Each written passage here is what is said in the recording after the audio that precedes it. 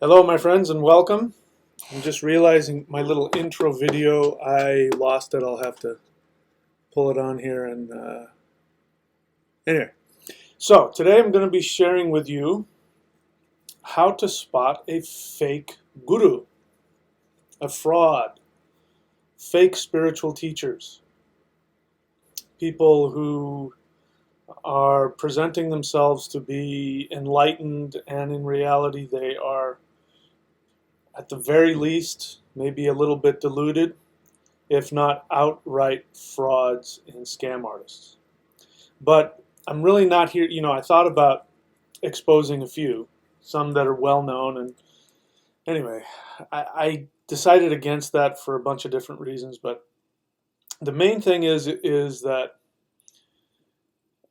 we are responsible for any fake teachers out there, any frauds that are out there.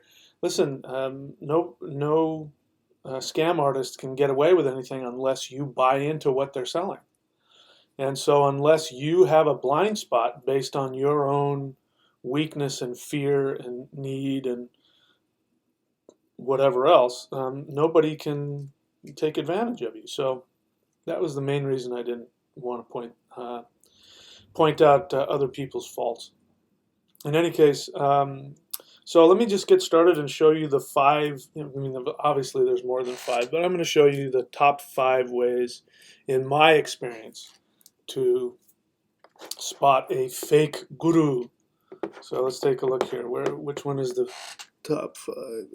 Okay, so here's 5 ways that you can spot a fake guru.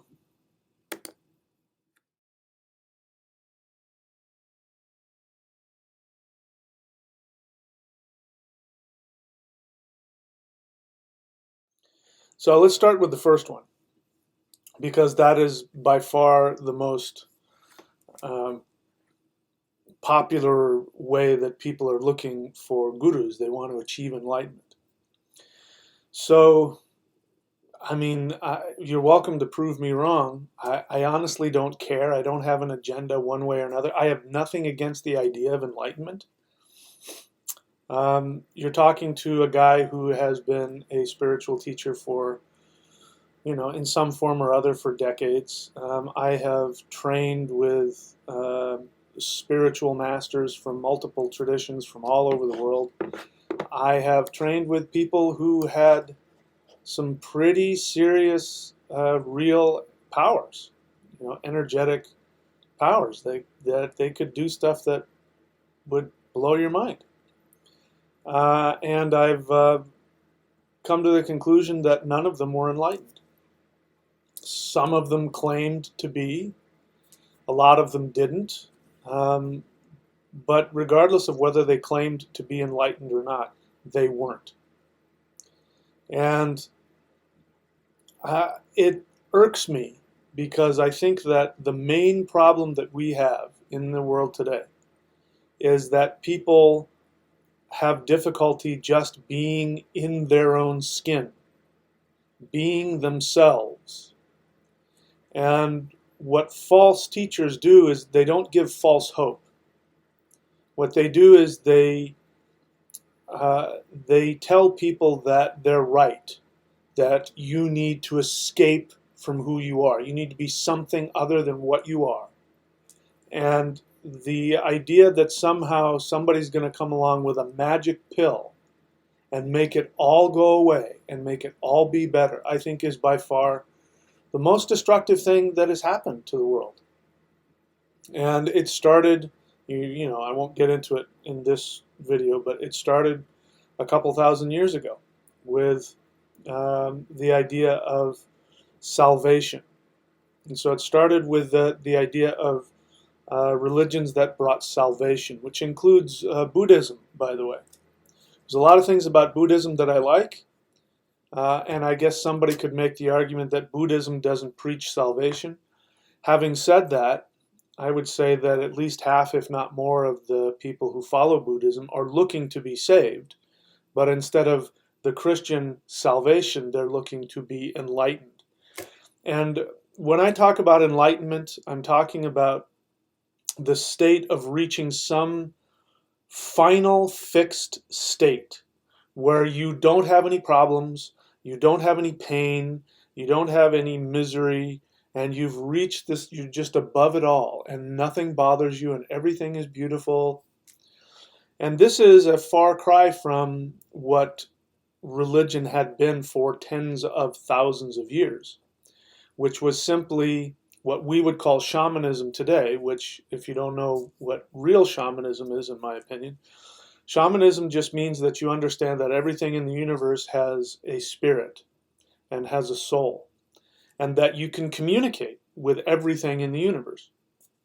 And so what religion had been doing up until around 2 to 3 thousand years ago was that it was seeking to find a dynamic balance so that people could function and be happy.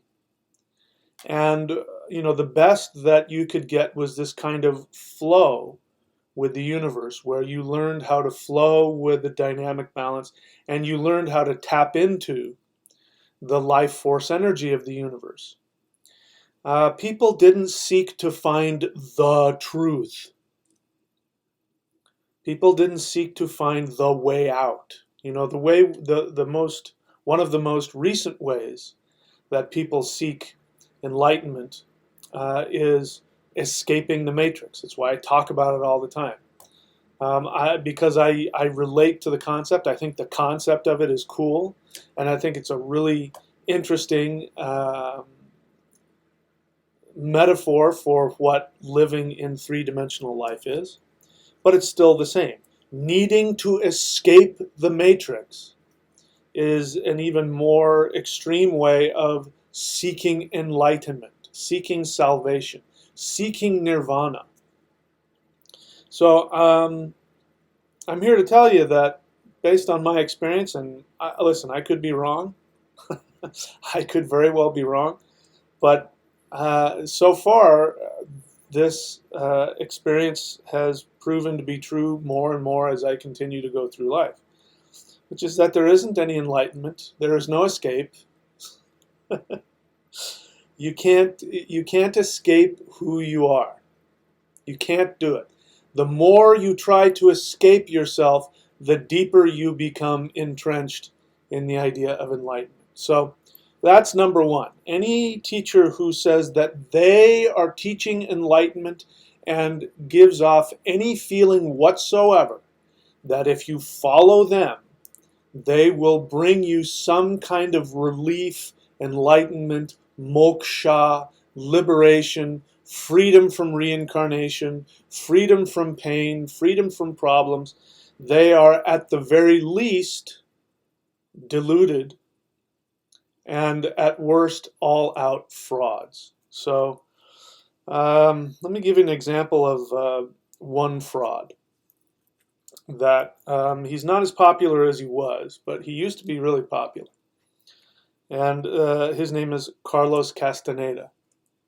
Now, how do I know so much about Carlos Castaneda? Because I used to voraciously read his books.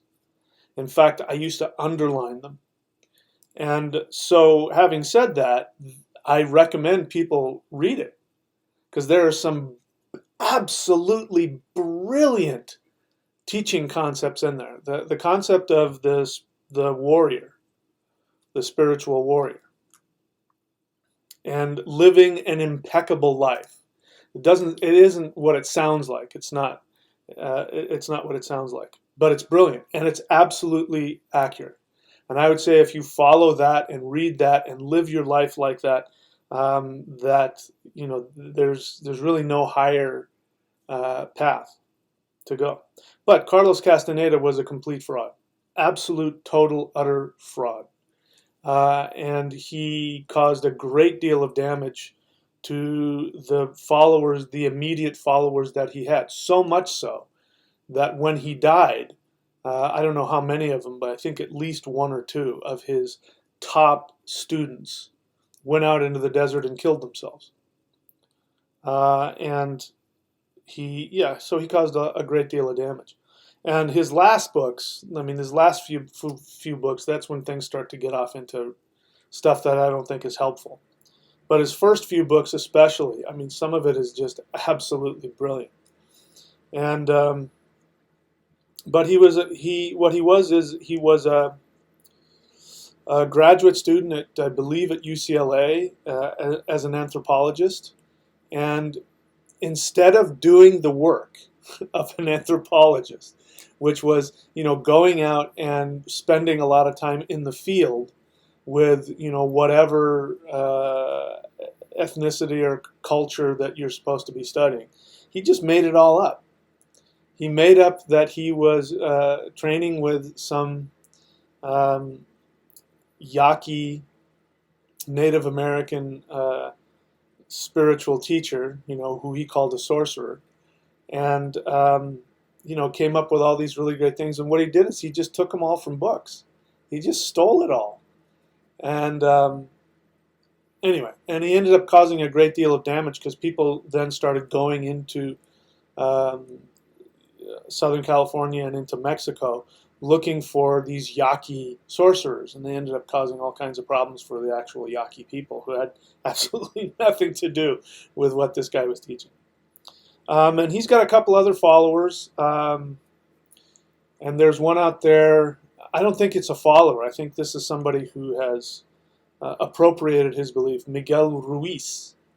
Again, his book, he's the Four Spiritual Laws or Four Spiritual Agreements or something like that. It's a really great book, and absolutely, it's really, really good stuff. But there's no way that somebody, the terms that he uses and the lineage that he says that he offers and all that kind of stuff is completely lifted straight out of Castaneda's forgery. And Castaneda's fiction. He just made the whole thing up. He stole from multiple traditions and threw it together as though, So the thing about Castaneda is that, and probably Miguel Ruiz as well, I don't think he's on the same level as Castaneda. But the thing about Castaneda is that there's no doubt in my mind that he had a karmic destiny to be a transformational spiritual teacher. He just didn't have the balls to do it himself. And he didn't have the balls to say, that's me. This is my belief and my experience. And, I'm a syncretist as well. So, I've got nothing against people who syncretize different beliefs and paths, because it's a very practical thing that needs to do. And I think it's something that, whenever a path wants to evolve, I think that's one of the ways to do it, is to look for very practical ways. Mixed martial arts is a good example. It's a syncretized martial art, and it's very practical. It really is. It's an excellent martial art. Well, it's not. There's no. I mean, mixed martial arts isn't a martial art. It's mixing and matching a bunch of different martial arts. And then we could get into the discussion about, well, yeah, but when you get that generalized, then somebody who's really good at their niche, which is, you see in MMA, by the way, you see in the UFC, somebody will come in there who's a really good grappler, and they'll go up against somebody who has spent their whole life learning how to strike, and the striker will take them out in 2 seconds. But if they're lucky enough to get that striker to the ground, then that striker won't be able to, win the fight. So anyway, I'm getting off on nonsense here. So what I'm going to do right now is I'm going to take a short little break. I think I forgot to do something here to get set up.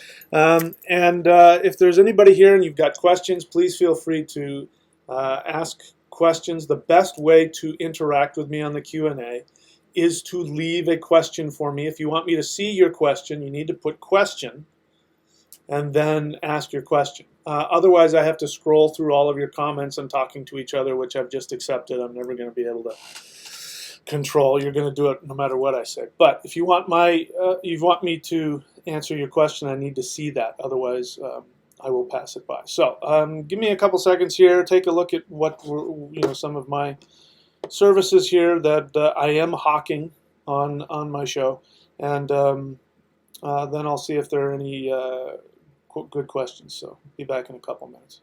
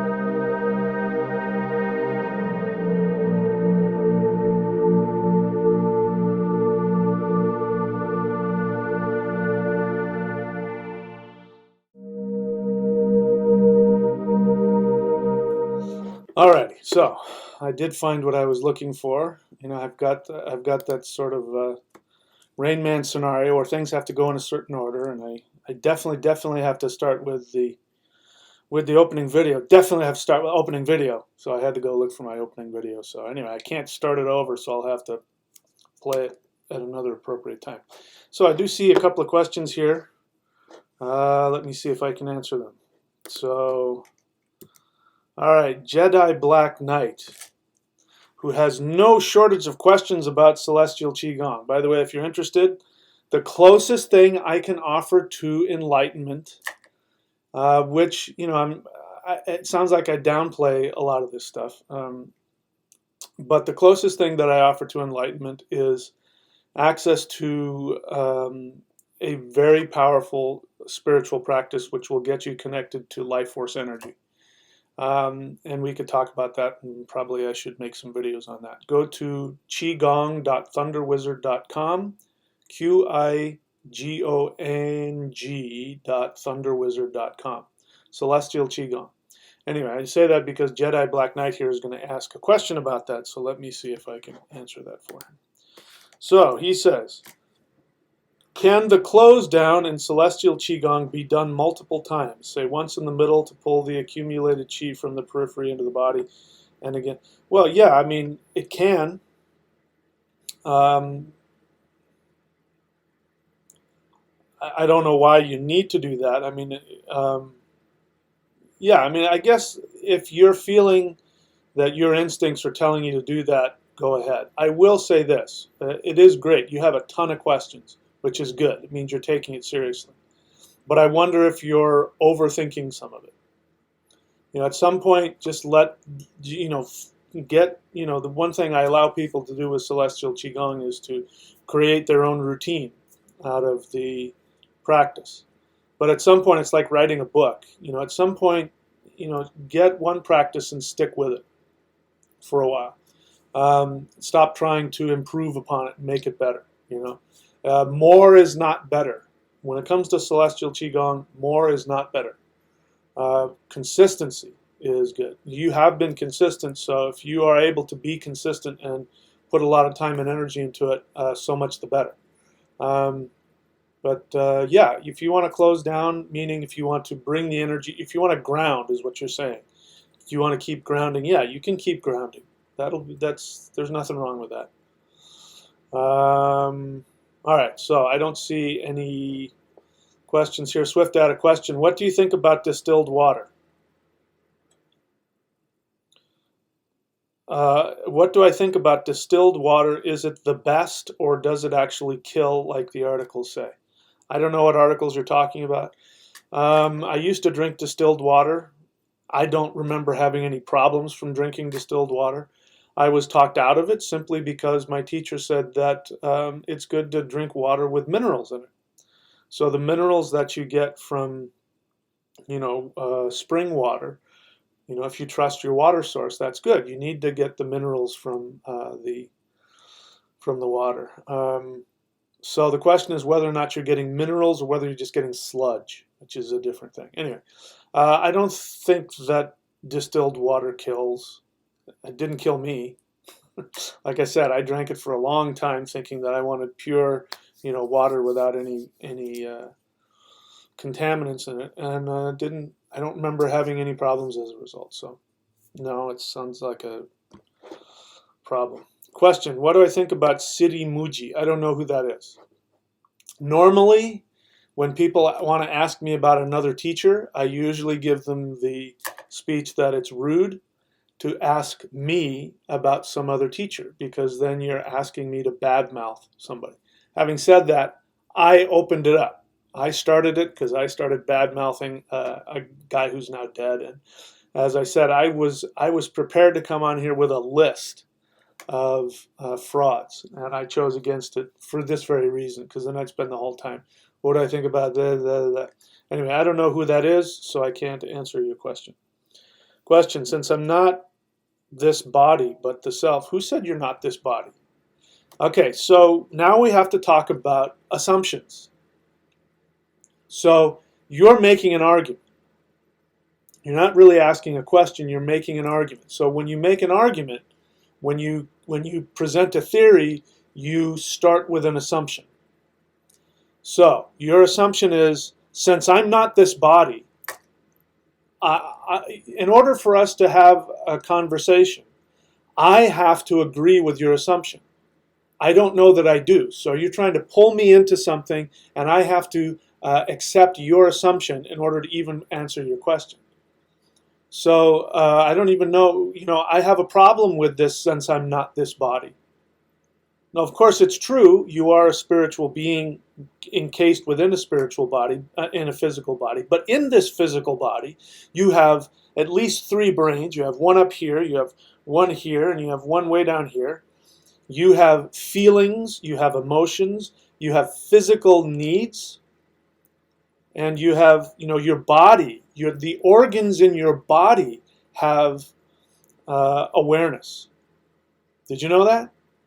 The organs in your body have awareness. You're not the only being in your body. So when you say, I'm not this body, that is a red flag for me, because that is usually, in many cases, connected to people who are trying to escape their feelings. They don't like who they are.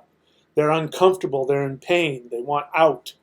And so they say, I am not this physical body. I am, and they seek to be something other than what they are. So having said that, I'll go ahead and follow. Just know that just because you throw out that assumption doesn't mean I agree with it.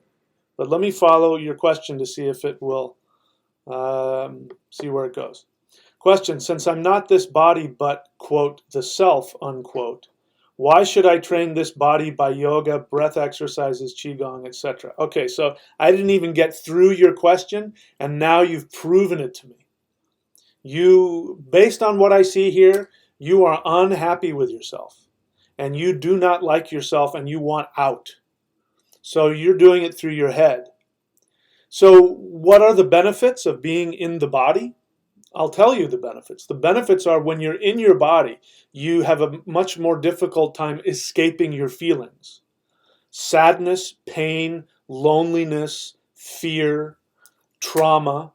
I'm going to say a blanket statement, which most people, especially who grew up in the Western world, that includes Europe, Eastern Europe, America, but anybody that lives in the modern society, that we are broken, that we are out of alignment with ourselves on an emotional level. Many people have gone through all kinds of trauma, whether it be emotional abandonment or, just things like, in the 50s, I don't know if you heard of a guy named Dr. Spock, not the guy from Star Trek. A guy named Dr. Spock, and he was very popular in the 50s and 60s, and what he taught American mothers to do was basically abandon their child, to leave the child in the crib and just let him cry himself to sleep. So you had a whole generation of people that were completely disconnected and had to, in order to comfort themselves, because the thing about the mother and the child is, the mother nurturing the child when it's crying, that helps the child's brain, connect well. It helps the child to acknowledge that feelings are okay, and so they learn how to process their emotions. So people who don't like being in their physical body, that tells me that they were potentially abandoned. They might have been abused emotionally, psychologically. At the very least, you're trying to escape yourself. Now, I don't know you. I only know what the question you wrote. But you are everything. You may be a soul, and when your soul has escaped this body, then you can say, I am not the body. But right now you are. Your heart, your lungs, your liver, your kidneys, your stomach, your nerves, your body, all have feelings and emotions of their own. And you work in a community with your own body.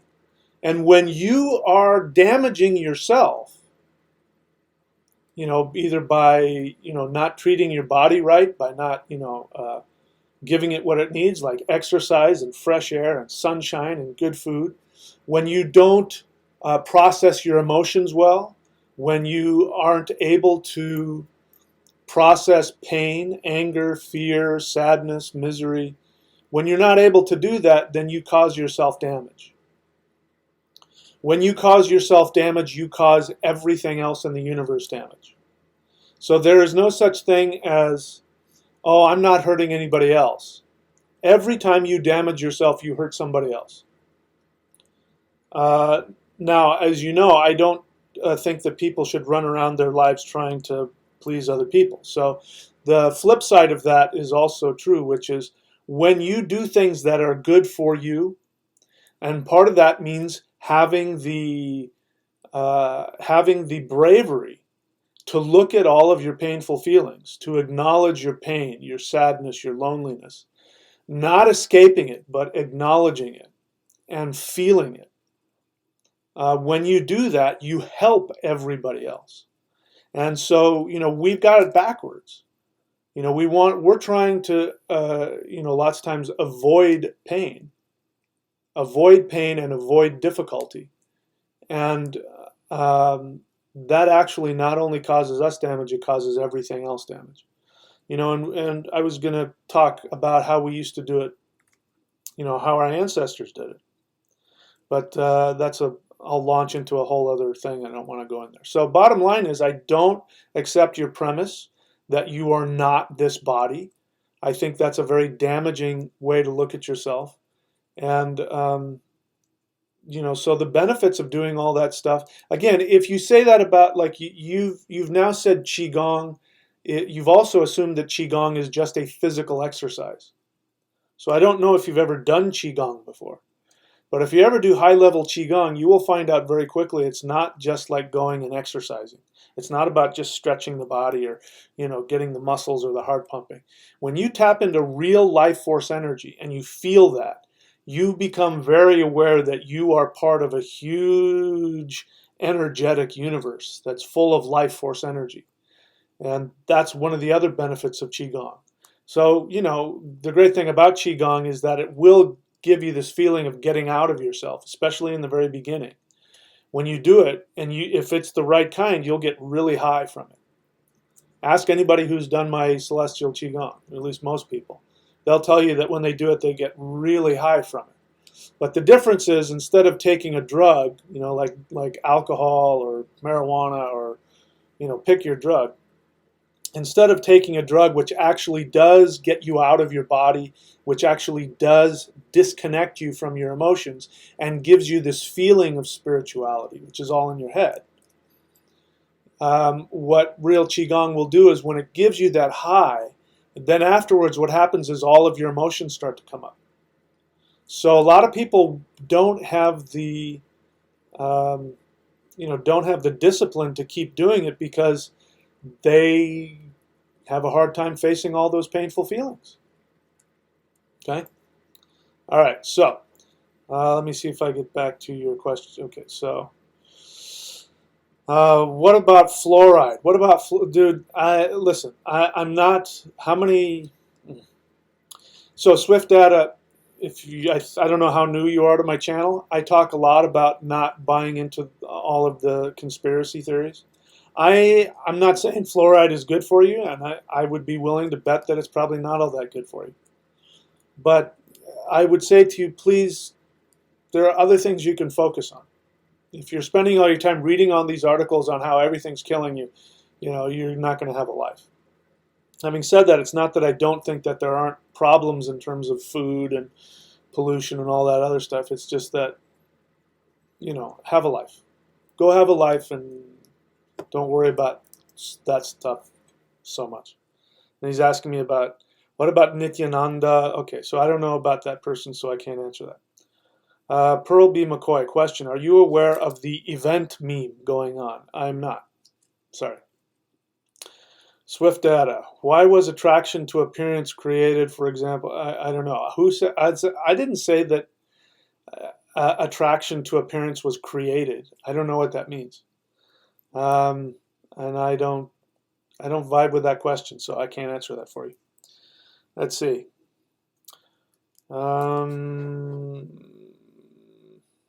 Question, who is this? Swift Data, again. So Swift Data, I'm going to look at one or two of your questions, and if I find them to be frivolous and just intellectual whatever, like, dude, did you smoke a lot of weed before you came on today? Because these questions are just, what can anybody do with them? Let me see. I'll look at one or two more, but if they're like this, I may just kind of avoid your question. What is competition? Because I'm having problems with trying to be superior to other people.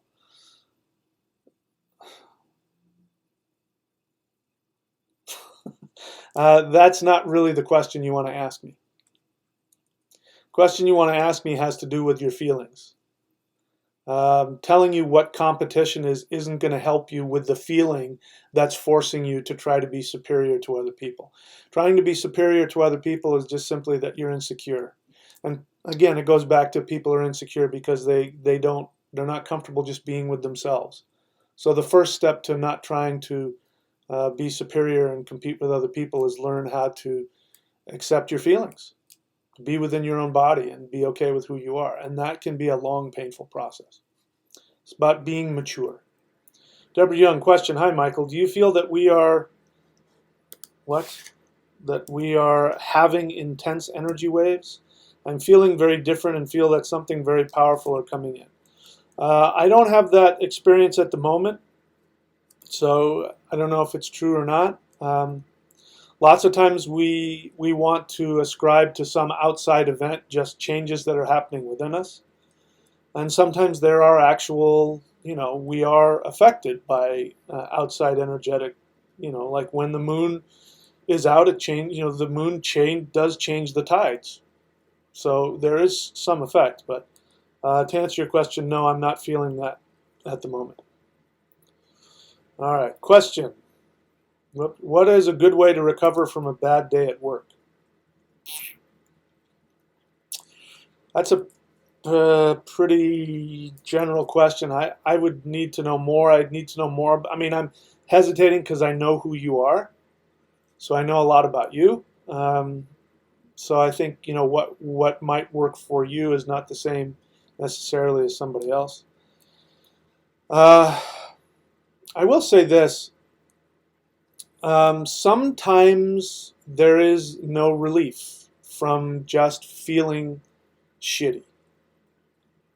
You can find certain things to do, like, going and doing your energy work. Like for me, if I'm having a tough day, and if I go do some spirit fighting, which is an energetic Qigong based martial art, that can a lot of times make me feel better.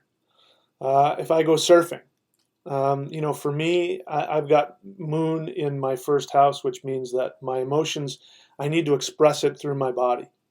So if I don't do something physically for a couple of days like that, then I start to get really uncomfortable. The point is that when I've done what I know I need to do to make myself feel better and I still feel fucked up and shitty, it just means that I'm in a longer process of, there's some uncomfortable feelings that are coming to the surface. And if I'm doing all this other work, then I'm purging, I'm getting rid of it, which means sometimes you just have to sit through it and feel it. It's really important. We want to escape. We live in a society that wants to escape. And escaping your feelings, in my experience, is the most destructive thing we can do, not only to ourselves, but to the rest of the world. Which is why I'm making this video about fake gurus. Because fake gurus, that's what they appeal to. They appeal to people's need to escape. And that only creates, more damage in the long run. So the short answer is do what you know you can do to make yourself feel better, and then it's just sit with it and just allow it to be there. And don't take any action on it. Don't try and stuff it. Don't try and run away from it. Don't let it change your behavior, your attitude, or your actions. Just be with it. It's this is, again, I talked about, Dr. Spock telling mothers not to pick up their child when their child is crying. And, when you actually do pick up the child and comfort the child, it teaches the child that it's okay to be uncomfortable. And it gives them the ability later on in life to be mature. What do mature people do when they have to wait in line? They don't flip out and have temper tantrums. They don't have road rage. They don't those are the kinds of actions that immature people take. When, and it causes havoc for other people. So a mature person knows to go, yeah, I have to wait in this stupid line, and there's nothing I can do about it, and I hate it, I can't stand it, but okay, I'm gonna follow through. So I don't know if I answered your question or not. All right, so I don't know where some of these questions are coming from. They're sounding really like the fringe of the conspiracy world coming through here. Yeah. Anyway, question. Hey, brother, I see a contradiction in here. Oh, so that's not a question. See, telling me you see a contradiction is a statement. It's not a question. But I will follow what you have to say and see if I have something valuable to contribute. In one of your videos, you say stuff like, if you do this technique, you will reach enlightenment. Well, I don't remember using those exact phrases. It's possible that I have, but maybe I should get clear on what I think enlightenment is. I do not think enlightenment is a fixed state where you achieve a state where you no longer have any problems or have any this or have any that. Now, some of the stuff, is I'm wanting to share a technique or sell a product. And so sometimes I will put some clickbait on the title or whatever to get people to look at it. But anybody who's worked with me, anybody who knows me, and at no point in any of my teachings do I say that you will achieve enlightenment. You may achieve a higher vibration. I do believe, and I have experienced, that there are other levels of reality out there, which again, let's just say, for example, that somebody has an out-of-body experience. Let's say somebody, which is absolutely possible, somebody achieves such intense spiritual power that they have the power to heal or to change the laws of gravity or whatever. That is still not enlightenment.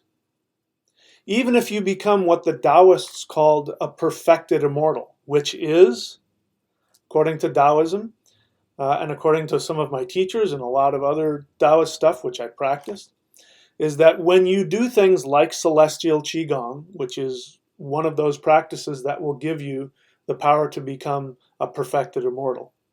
When you, yoga, when you do all kinds of, some of these really high level things, what ends up happening is that by purifying the energy within you, which has to do with facing all of your negative emotions, processing them, and learning to accept them, your vibration rises to a certain level, and then these guys, the masters, they go off into a cave and they perfect their meditation, they perfect their Qigong to a point where their energy level rises to a point where they phase out of this material existence. And the only thing that's left is a pile of hair and fingernails, all the stuff that's dead. The rest of it has transformed and gone somewhere else. Let's say you achieve that. You're still not enlightened in the sense that people know of it now. That fixed state of never having to go beyond it. You will still have challenges. You will still have lessons. The gods in mythology, and I believe in the gods are not perfected either. They still have challenges and they run into things. When our ancestors, wrote mythology, there was never such thing as enlightenment or salvation. It didn't exist. When you read fairy tales, which is, the European equivalent to that, when you read fairy tales, there will be a powerful wizard or a witch off in the woods, and it could be a good or a bad witch. Nowadays, all you have to do is just have some kind of spiritual powers and you're automatically enlightened. Doesn't mean anything. It's like taking steroids. Just because somebody takes steroids and gets, 30-inch arms and can lift all kinds of crazy things, it doesn't mean that they're healthy. It doesn't mean anything. So that's what I'm saying. There is nothing more spiritual than being where you are right now. The stuff that I teach, like the celestial Qigong, and working with celestial masters, working with the gods, working with other realms of reality, all of that has one purpose. which is so that you can be happy and comfortable in your life. And part of being happy and comfortable in your life is learning how to be mature, which means having all of your feelings. Anything that tries to get you to escape from your feelings, that is damaging to you. So if I've said anything about if you do this, you'll achieve enlightenment, you have to understand the context in which I'm saying it, because I'm not saying it in the same way. So watch more of my videos. Anyway, so that, anyway, like I said, I'm not sure that was really a question. You were really kind of, but anyway, it worked. You got my attention. Let's see, where are we here? What happened here? Okay, Black Earth Productions. Question. Would you agree that physical reality holds precedence over all other realms? By the way, 100% agree with you about the physical body. Would I agree that physical reality holds precedence? Well, that is a really great way to look at it. I hadn't thought of it that way. But let's take a look at the thunder wheel for a moment.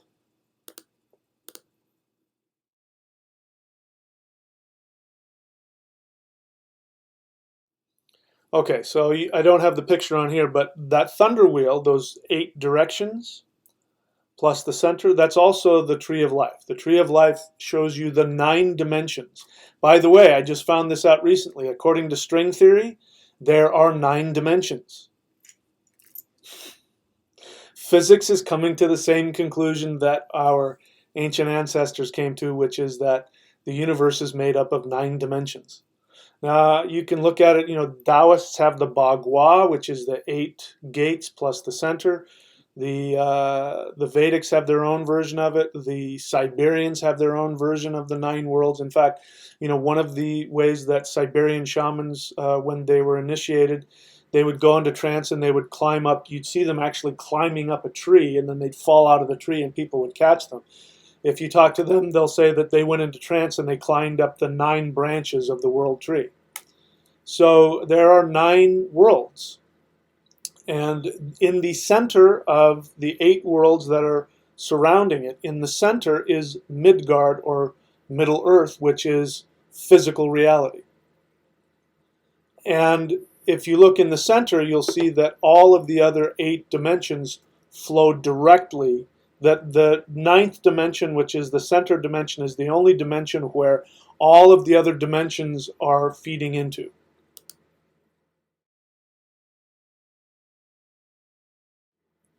So, what I think my brother Seth has just said, by the way, go to his channel, Black Earth Productions, and he's got a website, blackearthproductions with a Z.com. Correct me if I'm wrong. He's got a lot of great stuff there. What he's saying, I think, is another way of saying that, which is absolutely right. I've said this before, but, gods and other beings that we're trying to escape. We're trying to escape and become these other beings. These other beings wish they could be human, because this is where all of the true learning happens, is here. This is why you as a soul, you chose to become human. And by the way, you worked really, really hard for eons to have the privilege of being human and going through this, potentially very challenging life. The challenges that you are facing in this life is so that your soul can learn. So trying to escape from that just means that you're doing yourself a disservice. And I know it's painful. I mean, anybody who knows me and knows my past and knows what I've been through knows how painful life can be. Let me just share with you what let's see, how old was I? When I was like 19, 20 years old, and for perhaps years after that, I don't even remember. My greatest fantasy, you want to escape the matrix, you want to do this. My greatest fantasy was that I wanted to drive my car 60 miles an hour. I wanted to stick my head out the window and run into the side of a building so that my head would crack open and all the insanity would ooze out. That's how much pain I was in. I wanted out that badly. So I don't care who you are. I don't care how horrible you think your life is. You know, if you think that I've got it so good because blah, blah, blah, and I don't know what you're going through, and life is so horrible, um, I'm sure it's very possible there are people that have had worse pain and difficulty and challenges than I have, but not a lot. You know, I know what that shit is. So that's why I have no sympathy for people who are victims. I have no sympathy for you because I'm pretty sure I know what you're going through. I at least know what it's like to be in a lot of pain, and you can't stand being in your own skin. That every single moment is absolute beyond torture and you're barely hanging on to your sanity. I know exactly what that's like. And I'm here to tell you that the way to get what it is you think you want, which is to escape, is to stay and to face your feelings. And you may need help for that. You may need to go to a 12-step group. You may need to get a counselor. You may need to get a therapist. You may need to get a spiritual teacher. But you don't need to get a guru who's going to give you a magic pill to get you out of everything and give you a... That's just one step below, you know, shooting meth in your neck, really. Because it's the same impulse. You're trying to get out. Get me out. Okay? But yeah, that was a great question. Thank you. I would agree in principle with what you said. Absolutely. All right. Beyond the Antarctic Ring says, we aren't our bodies. Well, he makes a statement. If you say that we are our bodies, then you are the fake guru. So, so a fake guru is anybody who doesn't tell you what you want to hear. Yes, my friend, you can't escape. You are your body. You are your emotions. You are your feelings. And within that, you have a soul which is infinite. But you are a human right now. And there's nothing you can do about it unless you want to do something drastic, which I don't recommend. But yes, my friend, I'm sorry to tell you that you are your body. And you can call me a fake guru as much as you want. It won't change the fact. I'm going to ask you a question. Are you unhappy? Do you like your life? Are you one of those people that wants to escape? Are you trolling YouTube and you found my channel because you think I'm going to tell you the secret about why there's some conspiracy to get you out of the blah, blah, blah, and if you go to the North Pole and find the way out through this, you'll escape? Are you one of those people? I'm making fun of you, but it's very real. I feel for you. I understand that desire to escape, and I'm sorry to tell you there is no escape.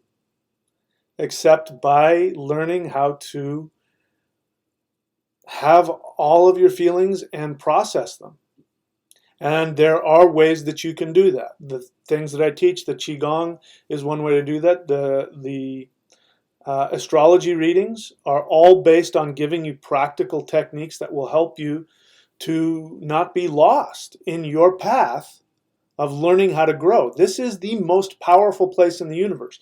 Right here where you are, I swear to you, the most powerful place in the universe is to be in the physical body and to learn all of the things your soul is trying to learn. And if you can find, you know, and this is ironic because here I am a spiritual teacher and I teach all these really intense energy spiritual practices that sound really out there. But I'm telling you that the way to gain power, if what you want is spiritual power, if you want to be able to change the laws of physical reality, if that's what you want, you won't be able to do it if you can't tolerate your own feelings. You won't be able to do it if you try to escape. Okay? All right. So let's see, what else? All right, so anyway, and Beyond the Antarctic Ring is going off and saying everything's trying to kill you and all. Why, you know, why are you, anyway, I got to be careful. I'm going to say something stupid. Okay. All right. Let's see here. I'm looking for a question now. Okay, so oh wait, where'd we go? Athena's son, question, how can a student from overseas learn Qigong from you? Well, that's why I have Qigong on my channel, by the way. I wish, I'm going to go off on a tangent here for a moment with a frustration. I have people who will ask me questions like, how do I get to such and such video on your channel? And it's frustrating for me. Now, I know different devices are different things, but on a desktop, you can go to somebody's YouTube channel and there's the top search bar, and then next to their channel name there will be a little magnifying glass, and if you click on that, another search bar will open. You can type in any keyword you want and search within somebody's channel. So you can go onto my channel and just type in Qigong, and up will come, I don't even know how many videos. You can go to the playlists, and you can click on the playlists and find all of the Qigong that I teach for free, which any one of them, the Hool Breath, Thor's Hammer, just to name two of them, will give you I think the Ingrun meditation, the pyramid meditation. Any one of those things will give you everything that you need energetically. In terms of a spiritual practice, give you everything that you need to achieve enlightenment, according to my definition, which may mean becoming a perfected immortal and phasing out of physical existence, if that's what you want. So that's a little frustrating for me that people can't, I've put a lot of effort to put all this free stuff out there. And I've got videos on there that are absolutely, they're priceless. And they've got a few hundred views on them. Anyway, so let me see. You're asking about how can a student from overseas learn Qigong from you? Well, you can go to qigong.thunderwizard.com, qigong.thunderwizard.com, and you can start with the Qigong videos and practice that. If you're talking about working with me in person, then you'd have to travel down here to work, and work with me in person. I charge a lot of money for that, so. If you want me to actually physically teach you, I usually, unless I have a class, which maybe someday I will have another local class, or unless I'm doing a seminar, which one day I might do or might start doing that. The best way to do it is to just practice my videos. Celestial Qigong is the highest form of Qigong that I teach. I recommend it to anybody who's even slightly interested. All right.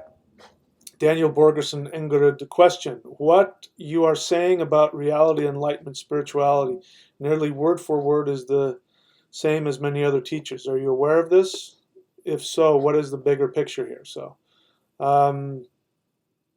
you're asking me, am I aware that other people are saying the same thing? No, but good. That means that, there's a lot of other people who, in my opinion, are seeing things for what they truly are. So what is the bigger picture? That if I were to make a conclusion based on that, assuming what you say is true, then looks like a lot more people are getting more conscious and more aware. That's all, and that's a good thing. So I'm happy to be with a group of people that do that. Again, let's look at the list here. What does a real teacher do versus a false guru? So let's take a look at that.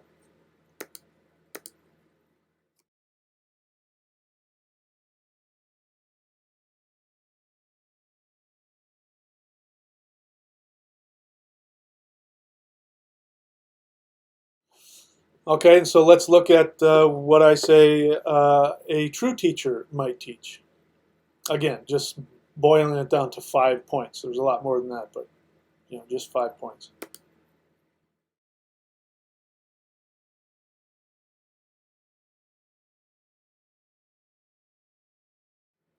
So according to my own definition,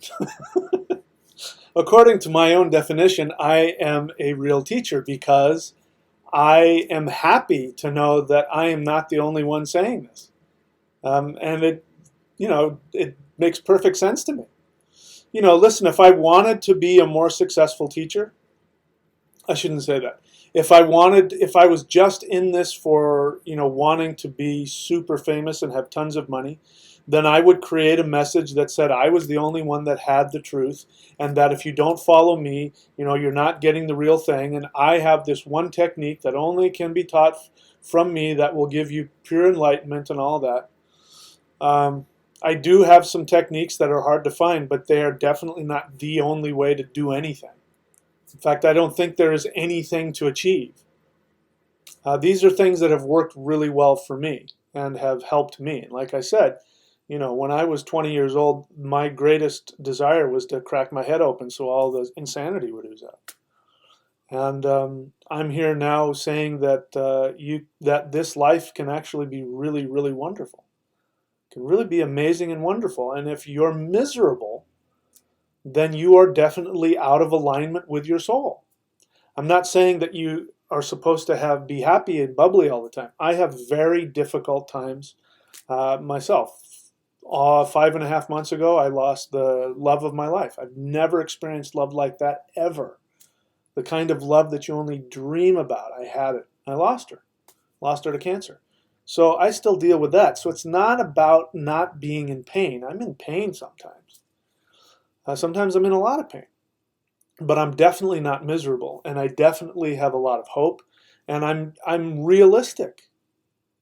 And I really want to try and give that kind of realistic, practical approach to spirituality. Having said that, you can achieve a state where you can intend your reality, which I think is what everybody wants. Everybody wants either, if you want to escape reality, or you want to escape the matrix, or you want to achieve enlightenment, or you want to have superpowers, or you want to become a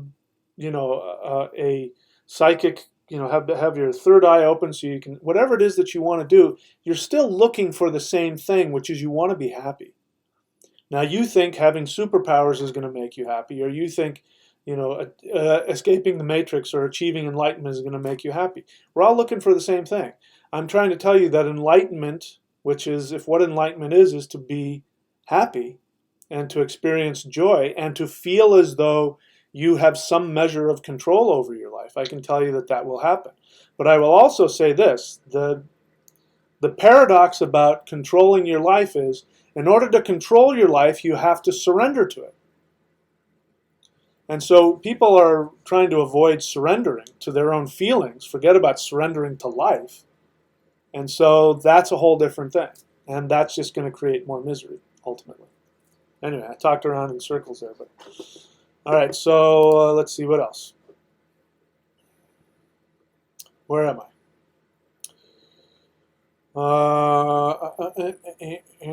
Question: do shadow energies manifest? Who is this that asked this? Let me see. What did I just get through saying about conspiracies? Logan. Question: do shadow energies manifest through the FBI and the police coming after you? First, again, there's an assumption there. I don't know what you mean by shadow energies. What does that mean? Are you saying that there are shadow energies that are seeking to attack you, that are seeking to imprison you, that are seeking to kill you? I teach you that all of that shit, if it exists, comes from you. And why does it come from you? Because you are afraid of having what it is you truly want. So you've given me an extreme example. So first off, again, you give the assumption that shadow energies exist. So let's just assume, for argument's sake, that they do. If there are shadow energies that are seeking to come after you, could they come through the FBI? Yeah, they could come through the FBI. They could come through the police. They could come through your next door neighbor. They could come through your spouse. They could come through the walls. They could come through anything. Why? Because you are summoning them to yourself. Why are you doing that? Because you are afraid of achieving what it is you really want. This is important to understand. Our biggest fear is not failure. Our biggest fear is success. And in my experience, in my life and in other people's lives, and I see this all the time, and I have to keep I have to keep kind of slapping myself awake that this is what people do. That when they're on the verge of having everything that they want, they will fuck it up. They will just shit all over it. And then they will come up with some excuse about why this did that to me, and those did that to me, and those people did this to me. And, and when you can't look around and find something in your immediate life, then you start looking for shadow energies. And I'm not saying they don't exist. I used to be an exorcist. You know, I used to see people do shit like levitate and make shit fly around the room and change and transform. I've seen all that shit. Everything except for I've seen everything from the movie Exorcist except for the head turning around. Other than that, I've seen everything. So I'm not saying it doesn't exist. I'm saying that you created it. And you created it to avoid being your amazing self. Because when you are in that state of true happiness, when you do achieve your highest awareness, when you do achieve uh, your dreams, you will be scared out of your mind because you will have to live in that state of emptiness where you're not controlling what happens. You know, falling in love, like truly falling in love with somebody, I can tell you is very frightening. Allowing somebody to really love you is very frightening. That's why we settle for, you know, crazy fucked up relationships. Because at least we understand that and we feel like we can control that. But being in a state of really surrendering to somebody loving you, holy fuck, that is scary. Especially if you never had it. If you never had that growing up as a kid, it's really frightening. So yeah, can they? Yes. But you get what I'm saying now. If that's what you're worried about, my friend, you are thinking you got your eyes in the wrong place. Own your life. Take responsibility for what you want, and it won't matter what the fucking FBI is doing or the police or anybody else. It won't fucking matter. Okay, so James Peck, question. Hey, bro, it's James from JPEG's. What is this? Hearts. Your whole breath is mint, really helping me. I'm ex-alcoholic, been off heroin 3 years, but still on addictive meds. Well, so, I mean, if we're talking about addiction here, it's great that you're off of alcohol and you're off of heroin, but you're still on addictive meds. By addictive meds, do you mean opiates? You're not clean. So you're asking me, can I trick my brain with dark, and then I don't know what happened. No, you can't trick your brain. You need to just go fucking get clean. I mean, stop bullshitting yourself. If you're on opiates, if I'm hearing that right and you're on opiates, you need to fucking go get clean. You need to probably go see a doctor because being on opiates isn't like quitting alcohol at certain stages or quitting weed or something like that. Being on opiates, you're now physically dependent and you could actually really get sick and die from trying to get off that. So you need to go see a fucking doctor and you need to go to a 12-step group like Narcotics Anonymous or something like that. So stop bullshitting yourself. No, there isn't a quick fix out of it. And you're not clean. I'm glad you're not drinking or doing heroin, but you're not clean. You're still, okay? So just to be clear, you asked for my opinion, and I'm not doing you any favors if I tell you anything less than what I believe to be the truth. So James, he continues, can I trick my mind to get off the meds with darkroom treatment, ayahuasca? So you're going to take another drug to get off of drugs? I mean, I've heard people doing that, but again, I'm not an expert on that, so I can't help you with that. I don't think ayahuasca is going to fix you. Even if it got you off, I don't know if it does, but even if it got you off of those meds, which I doubt, it's still not going to fix you. The problem that got you interested in drugs in the first place is still going to be there. It's a lifelong process. There is no quick fix. You're going to have to spend the rest of your life trying to change your brain chemistry through action and through all that other stuff. That's what the 12 steps are all about. So get your ass to a meeting and get yourself to a doctor and quit fucking around. That's what I have to say about that. Emerson's Coffee Bike and Rum Shop question. What do you think of flotation tanks? I like them. I've never done them. But it sounds really fun. And if for me to say anything more would be a waste of time because I've never done them. Question. I love life, but I'm unhappy with limitations, failing health. Do you know any practice that overcomes mortality? Yeah, Cosmo Joe. So the theme of your questions is very similar, and the theme of my answers is always going to be similar to that. I do know practices that are designed for bringing immortality. Celestial Qigong is one of them. I think that's one of the reasons why at almost 55 years of age, I still have, I don't know how much longer. I know it's not impossible. I've seen a lot of other guys at 55 who are, still have as much testosterone as I apparently do and are still in good shape. I don't know how much longer it's going to last for me, but I can tell you that that one of the things that's contributed to that greatly is that I've been doing Qigong for, 30 years almost.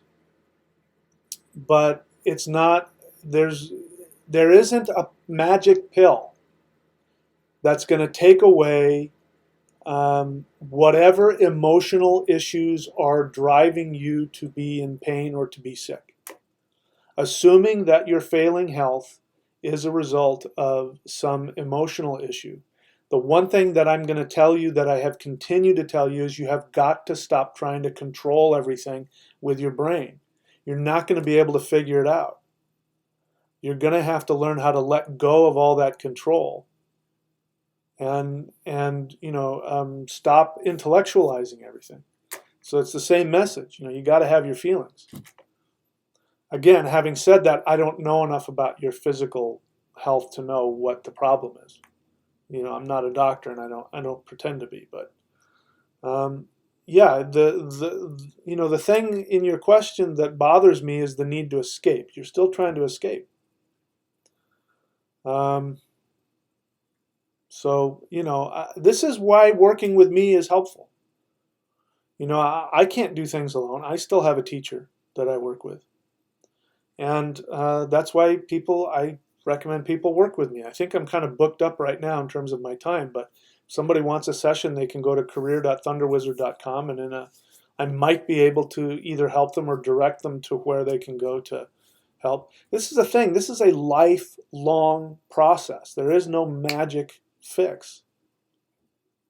There's no take one pill and it's over. Do one meditation and it's over. Follow that one teacher and it's all over. Nope. You're going to have to be working for the rest of your life. Just like being in health. If you want to look like Mr. Olympia for the rest of your life, you're going to have to go to the gym 3 times a week for the rest of your life. It's just the way it is. But I like it. Why would I want to give that up? I like doing all that stuff. So I've also learned to like being in my feelings. I've also learned to like going deep and looking at all the scary, painful stuff, because I know the benefits that come from it. And when it comes to like spirit fighting, spirit fighting is definitely something that people can do to try to escape because the power is just unbelievable. And I did it for that reason. But, one of the things that I learned really fast was if I wanted to get that power, I had to learn how to surrender to the infinity, and I had to learn how to surrender to the frightening pain within me and to deal with it. And what my teacher said, you got to face the mirror. And you got to look at yourself. You got to look at yourself without any blinders. And that means looking at the good and the bad. So you got to look at the stuff that you've got to be honest about, that you've been avoiding because it's too painful and too scary. And you also got to look at the positive things. Some people don't want to look at how amazing they are. Some people don't. That's when you got somebody who has like body dysmorphia of some kind. Somebody who's looks at their body, and even though they're super hot, they see there's a little too much fat here or not enough that, so they get, they're getting breast enhancements and face enhancements, and then they look like, a fucking monster. And had they just been themselves and taken care of what they had, they would have been really wonderful and beautiful. So it's both. Being able to face the mirror. People are just afraid of their positive traits as they are their negative. Okay. Let's see here if there's any more questions. All right. Logan. Question. Why do you claim it is not possible to use pure cannabis for spiritual purposes? I don't know. First off, what do you mean by pure cannabis as opposed to impure cannabis? Why do I claim it's not possible to use it? Well, you can try. What I'm telling you is that cannabis, first off, you're using something outside of you. You're using something outside of you. I mean, that's why I keep stopping there. It's important to understand that. What if you didn't have it? What would you do then?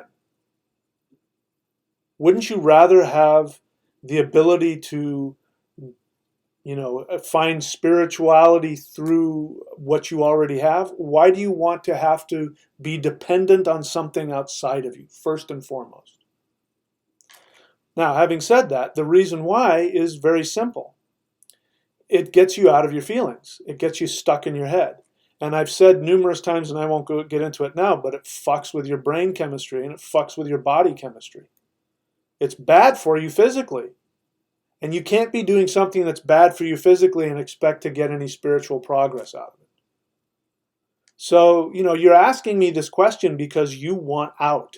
You want to use weed to get out of your feelings. And you want to argue with me about it.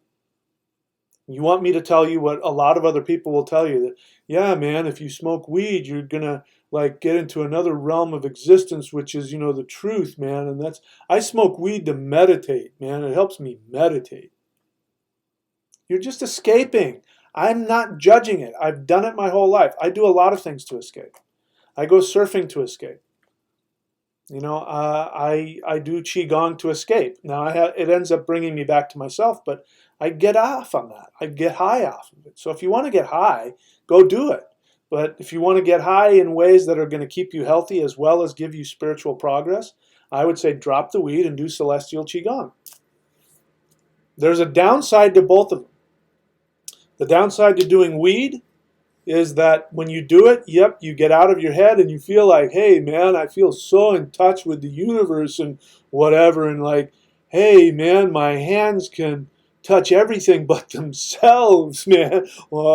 Hey, do you think that there's a little person inside my fingernail who's looking at his fingernail right now? Oh, my, whoa. Did I just say that or did I think it? I'm so fucked up right now, man. Right? I mean, it's fun. I get it. But let's be honest. People who do it regularly like that are trying to escape their feelings. They're not happy. When you're not doing it, you're not happy. You're not doing it for spiritual reasons. That's my point. You may dress it up with a bunch of spirituality. You may tell yourself, like a lot of people, oh, I just do it to help myself meditate. It's a fucking bullshit excuse. Just be honest. You don't like how you feel and you want out. I will respect you if you say that to me. If you say to me, listen, I do it because it gets me out of my feelings and it makes me feel better and that's why I do it, I won't argue with you and I won't give you a hard time. But if you want to hand me this bullshit that you do because it helps you spiritually, I'm going to make fun of you because you know you're full of shit. And I'm not doing you any favors by helping you with that. That's why. Cannabis has a beautiful feminine spirit. What's the difference between other plants like ayahuasca, shrooms? I mean, I don't know what the differences are. They're made up of different chemicals. So there are other differences. The bottom line is the same. You use them to escape. In traditional shamanic cultures, when they did it, they would do it very sparingly and they would do it within ritual and they'd do it maybe once or twice in a lifetime to crack you open so you could see the other realms of existence and you are being protected. If you are doing this on a regular basis out of a habit, you are not being protected, no matter how much you want to tell yourself you're doing it for spiritual reasons. And you're not getting the benefits you think you are. People, if they do it and they do it right, they don't need to do it once or twice. But having said that, the Taoists and the Vedics both stopped using plant teachers. They stopped doing it thousands of years ago because they saw, number one, it wasn't effective. That it ended up sapping the body of all of the things like DMT, the stuff that you like experiencing. It saps your body of that, and it makes your body incapable of producing it. So you end up dependent upon that in order to get that state of awareness again, assuming it's a good thing, even if it's a good thing. But they also found, secondly, that when you do the techniques internally with Qigong, with high-level meditation, which takes time and effort and discipline and consistency, that not only are you capable of achieving those heights, but even greater than that, and more so, instead of being disconnected from your feelings, it brings you more in touch with your feelings.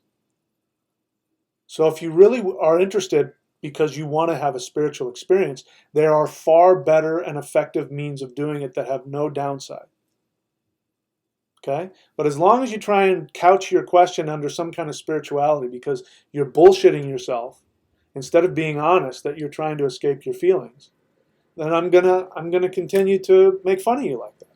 And I'm not doing it to berate you, but because you asked me for my help.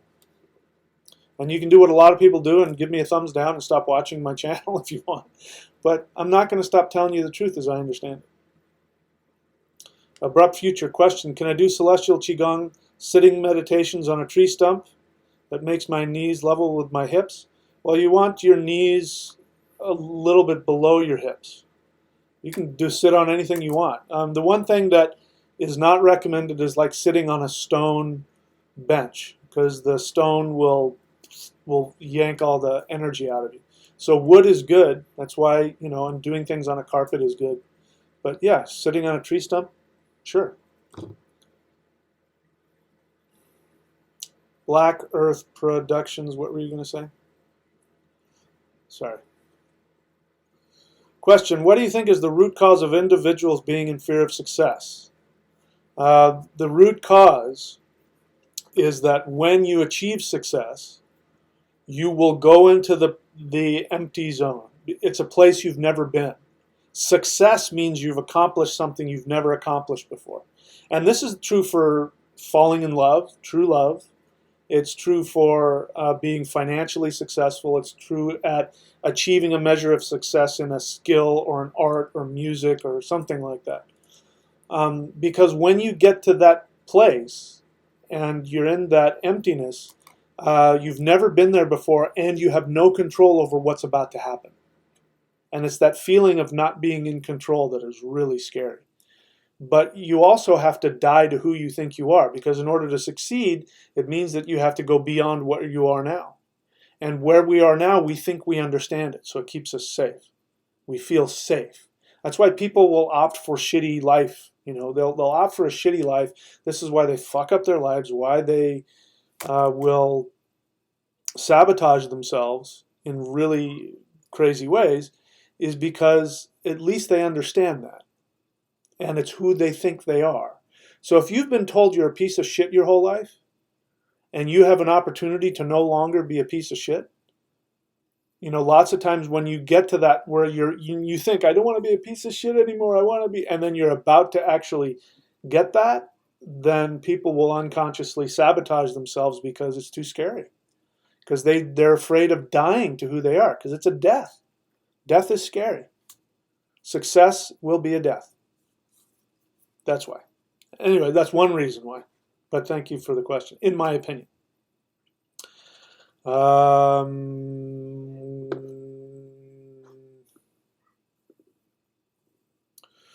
Looking for the questions. Question, James Peck. James J. Peck's Hearts Outlaw Art. No, I can't show you any spirit fighting moves. If you want to learn, the basis of spirit fighting is in Celestial Qigong. Get started with that. Looking for the questions again. I'm not seeing any question. Logan, question. How is it bad for me if it's a medicine? Who said it's a medicine? Who told you that? There's some powerful medicine. If you want to, what's the CBD oil? I mean, I've taken CBD oil before. I've vaped pure CBD. It doesn't get me high, but it's because it's got some benefits to it. So you look, man, you don't have to like what I say, but you're just simply saying you don't like what I'm telling you. And you want to give me some, you listen, you want to go. There are far more people on YouTube who will tell you that weed is a medicine. So go talk to them. They will tell you what you want to hear. Why do you want to keep asking me the same questions? You just don't like what I'm going to tell you, so I'm sorry. And then you're not going to out-argue me into that. So if you want to smoke weed, do it. Be a man, own up to it, and say, I like doing this. It makes me happy. I'm going to go do it. I wouldn't say a word. I would not criticize you or make fun of you at all. I'm only making fun of you because you know you're full of shit. That's the only reason. So go do it if you want to go do it. Okay? What else? Question, can masturbation affect spirituality? Well, of course, anything can affect spirituality.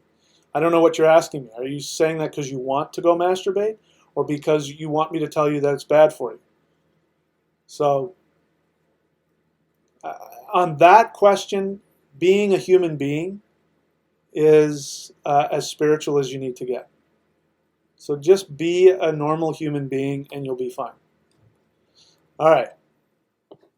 God, Logan wants to really argue this. I'm not talking about smoking pot on a daily basis.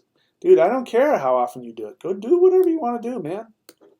Have a good time, whatever it is. All right.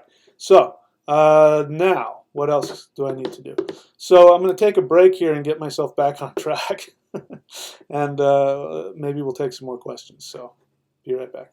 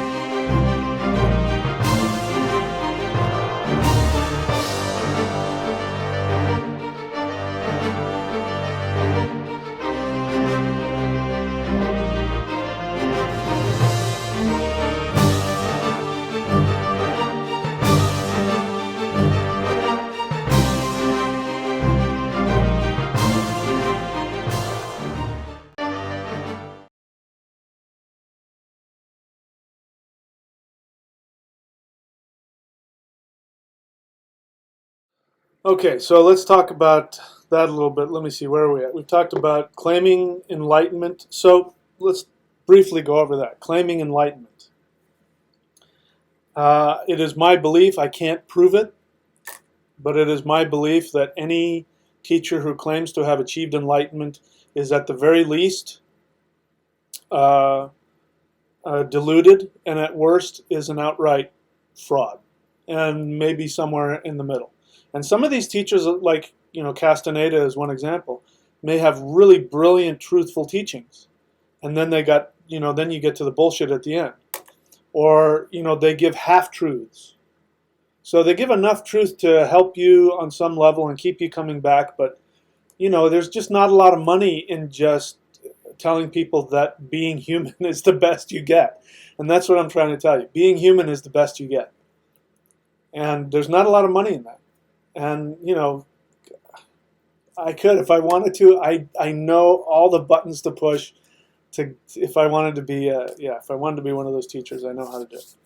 But I would have to be able to live with myself, and I wouldn't be happy with that. It's a lot more fun, going after the liars than it is to be one yourself. So that's why I do that. But it's also allowing their students.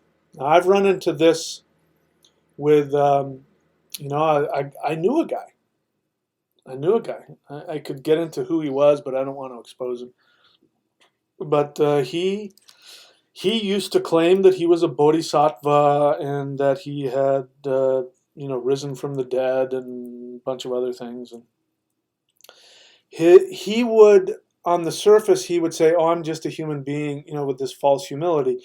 But he would let all of his students, and he had like one or two students that would do all of the interfacing and the PR for him, and they would outright say he is a bodhisattva. He's achieved. He's just very humble. So I mean, a true teacher wouldn't let anybody get away with that. So that's one. If they claim to be enlightened, or if they allow their students to claim that they're enlightened, then it's the same thing. Let's see what else. I'm going to go through all these before while I still can. So having the exclusive true message, that's obvious. We talk about cults. So that's obvious. That's an obvious one. Again, that's a great way. I mean, I've got the superior, the true message. That's if you want a lot of people. I don't need to explain that. What else?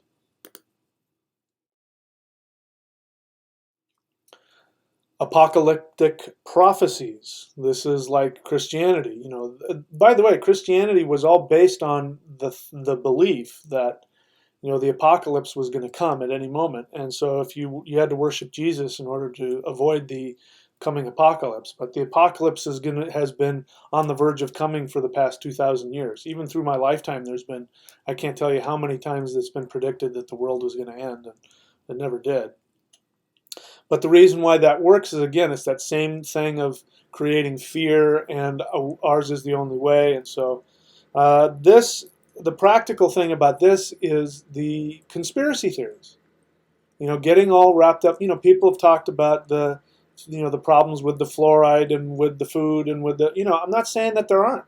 I'm not saying that there aren't problems in that area. And I'm not saying that there isn't a conspiracy in the food processing and in the medical community. I mean, pick it. They're all over the place. But I've been living with it my whole life. I'm still here. And it doesn't serve me to waste time worrying about that shit. And even if it's there, even if that stuff exists, you're the one responsible. You created it. You created it out of your own fear and out of your own issues. So if you don't want that shit to exist, then focus on creating what you want and stop worrying about what other people do. So the conspiracy theories are the closest to the apocalyptic teachings that a lot of people have. Okay, so claiming to be an avatar. This is a really good sales technique. Claiming to be an avatar of God or Vishnu, like a lot of the Hindu godmen will claim to be, Vishnu or God incarnate or some stupid crap like that. But even some, will go and say that they are a reincarnation of somebody. And my answer to that is, so fucking what?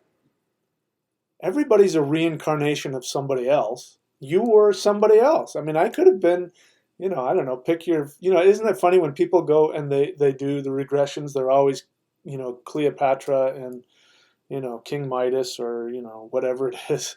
They're not just Joe Schmo who, shoveled shit for a living, right?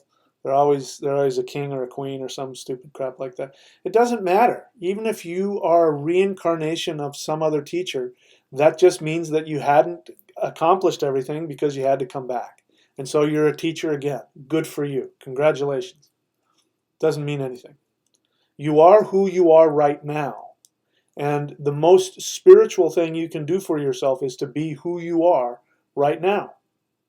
And it doesn't matter where you were in a past life, in my opinion. All right, so are you from another planet? Yeah, but so-and-so is from the Pleiades. There's a Pleiadian teacher. Well, and I've come to realize that I'm a Pleiadian. So fucking what? Right now, you are a human being on Earth. So right now, you are an Earthling. It doesn't matter. It doesn't change who you are. And the reason why I'm making fun of that is because all of those things, whenever somebody wants to talk about that they are some other thing, right? from some other planet or some other star system or some other whatever. It means that they're escaping who they are because they don't like who they are. And they're also looking for a way to give themselves some kind of authority. And, this picture right here, I picked this picture for a very good reason.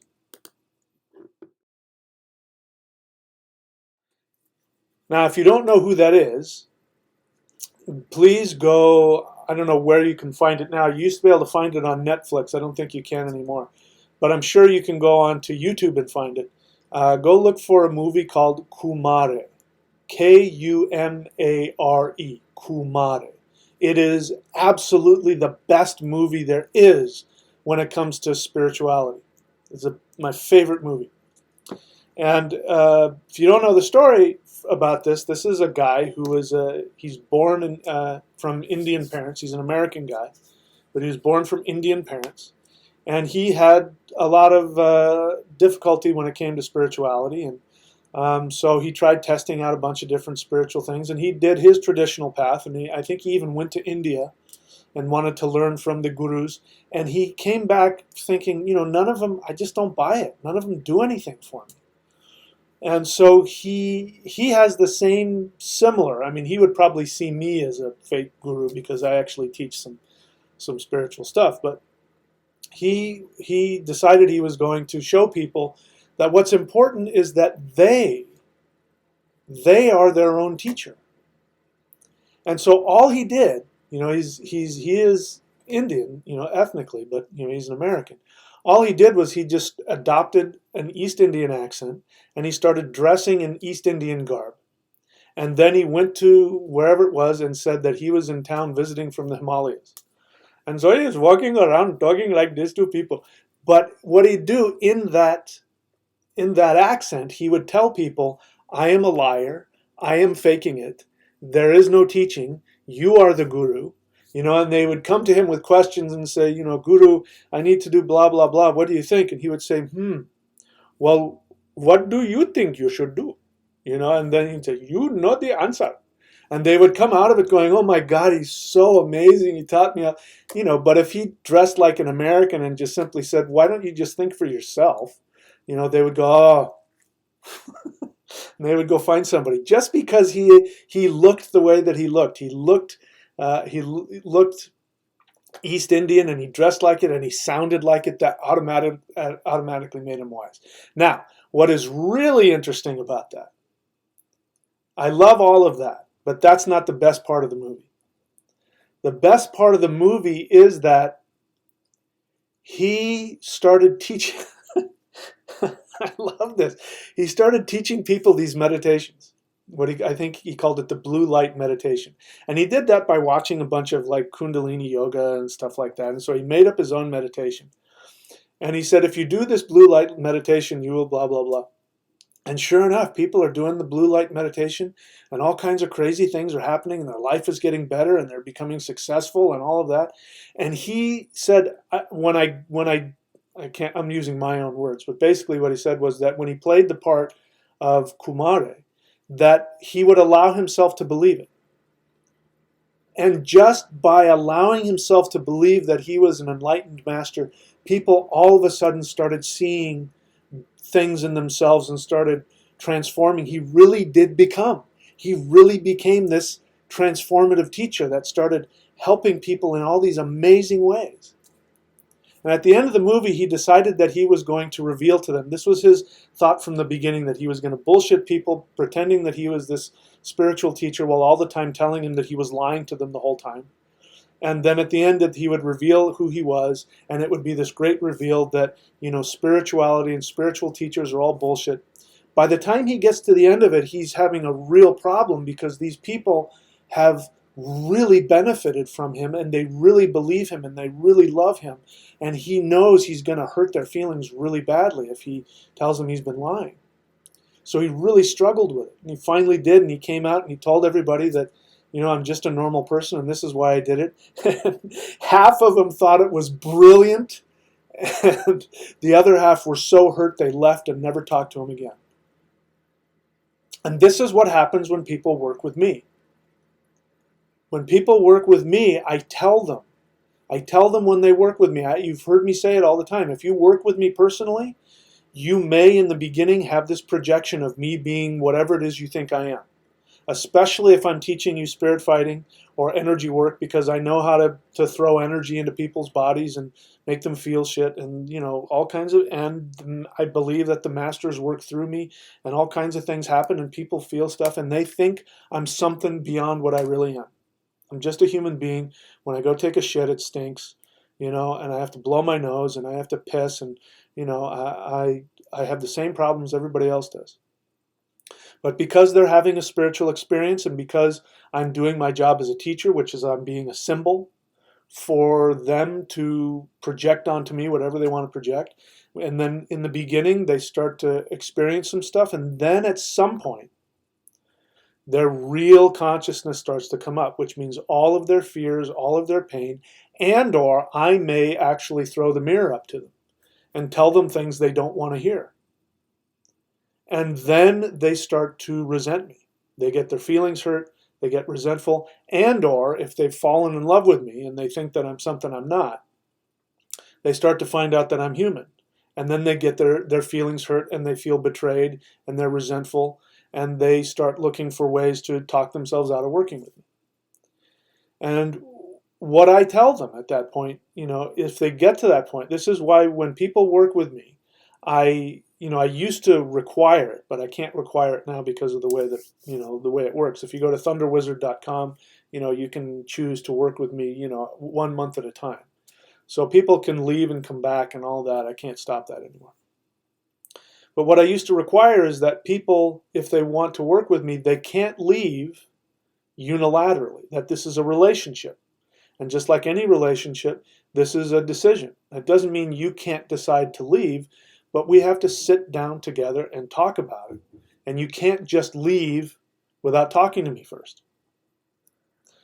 And so when people do come to me and they're honest and they're saying, I'm thinking about leaving and here's the reasons why, I will talk with them and we'll say, well, let's take a look at it.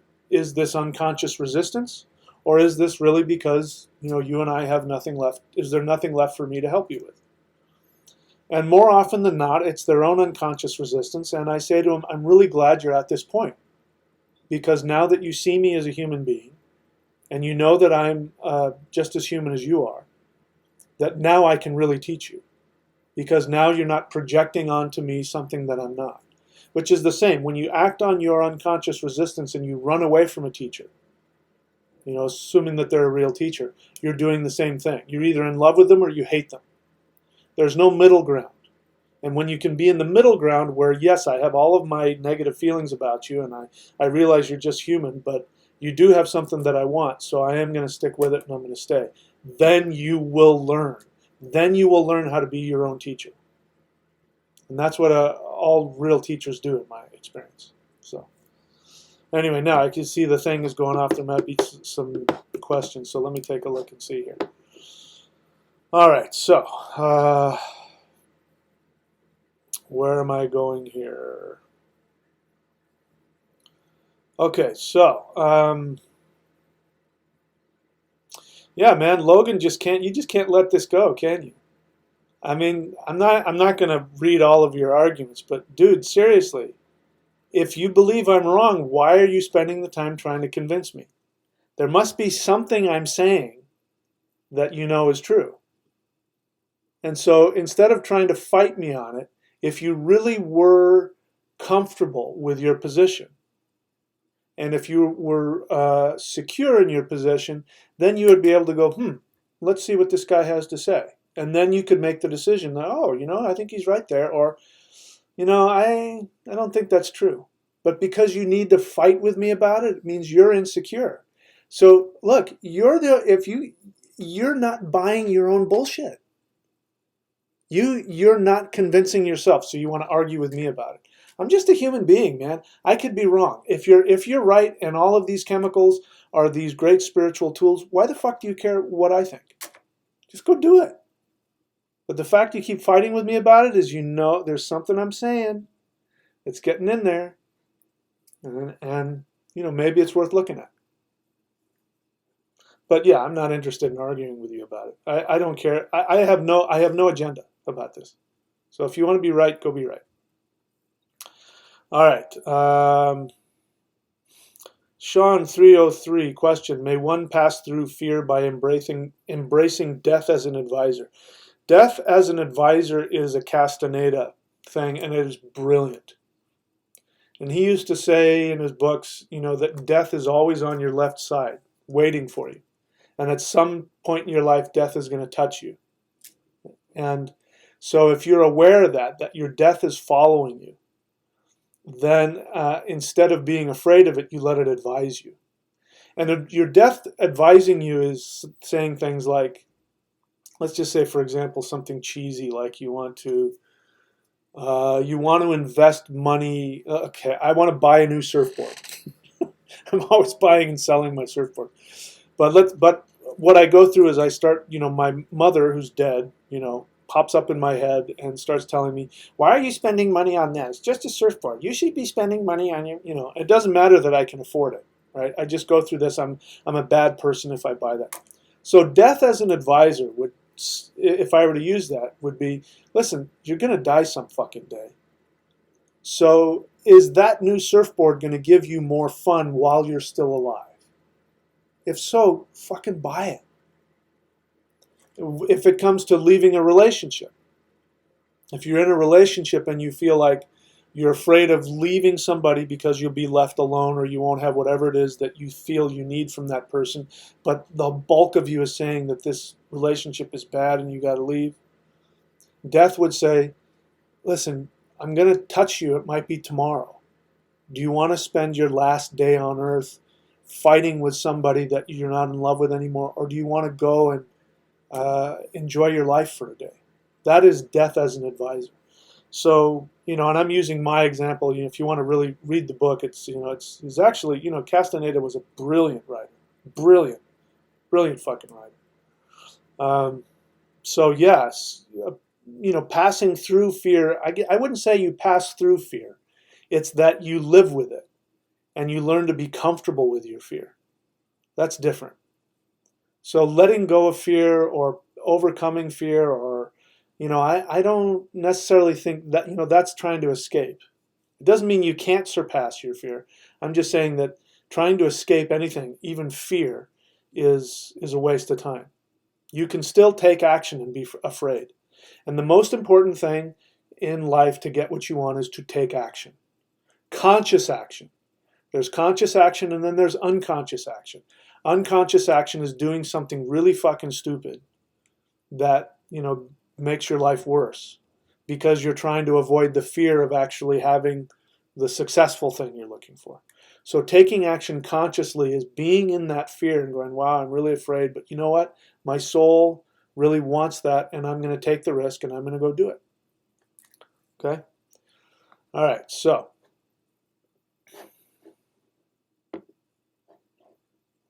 what do I mean, chase fear? I didn't say to chase fear. I said your fear is chasing you. Let your fear chase you. Let it catch you.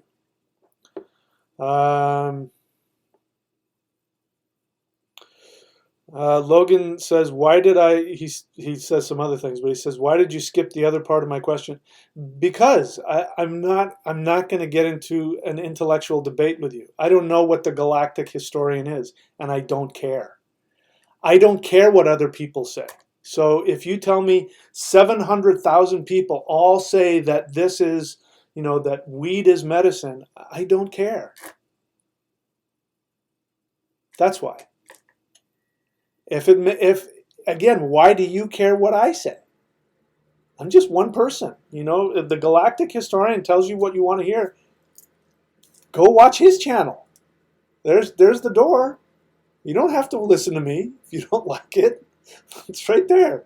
You just go click off and go listen to somebody else. Or stay here and accept that maybe there's something I'm saying that you can't get away from, that might be telling you that there's some truth to what I'm telling you. Yep, okay. Zarok Magic, the best way to get my attention is to put question so that I know you're a question. I almost missed it. Hey Thunder, what's your opinion about Zealand's teaching of reality transurfing? I don't know him, or I don't know what that is, so I can't answer that. Is it real? way how the world works. Anyways, I don't know. I can't tell you if it's real or not because I don't know what it is. Question, do you think Sadhguru from Isha is a true guru? I normally, under normal circumstances, would say don't ask me about another teacher, but I opened it up because I'm talking about other teachers, and anyway. I don't know. I would have to really study him. I have a personal reaction. I don't know how true it is, but I have a personal reaction to all of the, the headgear and the thing and the whole setup. I have a problem with the idea that the basis of his teaching is that he's a teacher because he achieved enlightenment in meditation. All of those things are normally red flags for me. Having said that, when I listen to him, I can't fault so far. I can't fault him on a lot of things. There's some things that he's said that I take issue with. So I don't know. I would have to put more time into it. On the surface, though, it's kind of iffy. But, again, look at me. This is my costume. I've got all of my paraphernalia on. I've got my bald head. I've got the sleeveless shirt. And that's because this is my costume. This is my uniform. And the reason that I wear this uniform is that, according to my Vedic astrology, I have an Aruda, which is a reflection, which, by the way, if you haven't had a Vedic reading from me, I recommend it, because in your Vedic chart, it'll show me what your costume is that will bring you success. This is the one that brings me success. My Aruda is the spiritual warrior. That's why I lift weights. That's why I wear sleeveless shirts and bald head, and that's why all of this, the shamanic warrior, that's why I do it. I am, the bracelets, all of that. The reason why I do it is because that is how I am set up. That is the presentation that the world wants to see from me. If I try and present myself in another way, people won't trust me. But I've been completely open about it from the beginning that this is a costume. And so Isha, or Sadhguru, I don't know if that's his Aruda. It obviously works, so it obviously is his Aruda because it's working so well for him. He's extremely successful. But I'm always exposing to you that all this is a costume. And I only do it because it's good for me financially. And so I do what works. And I believe it's the contract that I've made with the universe, that the universe says, this is how we want to present a message through you. This is why I'm so in your face. This is why I'm so direct with my message, because that's what I am here to do. But I am under no illusion. This is all, it's all bullshit. It's all Maya. It's all illusion. And through that illusion, the universe has decided to give its truth through that. So, I don't know enough about him. I have some red flags about him, but that isn't enough. I can't give a final judgment on Sadhguru yet. All right, let's see here. Any more questions? Logan says, since when is pot addictive, Alicia? It's a good question. There's two kinds of addiction. At least two kinds of addiction.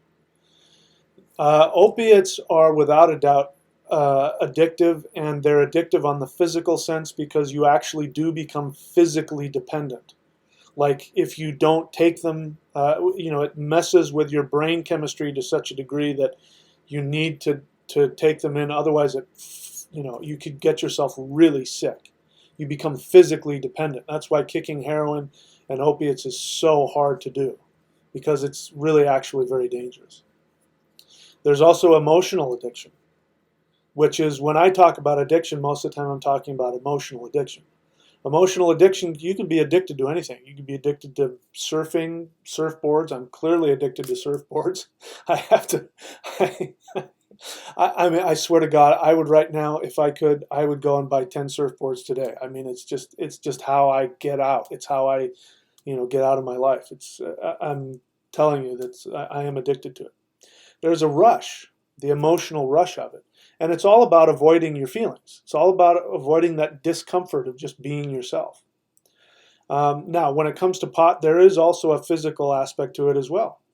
The reason why you feel so good when you smoke weed, the reason why it feels so spiritual, man, is because you're forcing your pituitary and your pineal to squeeze out hormones that give you a high.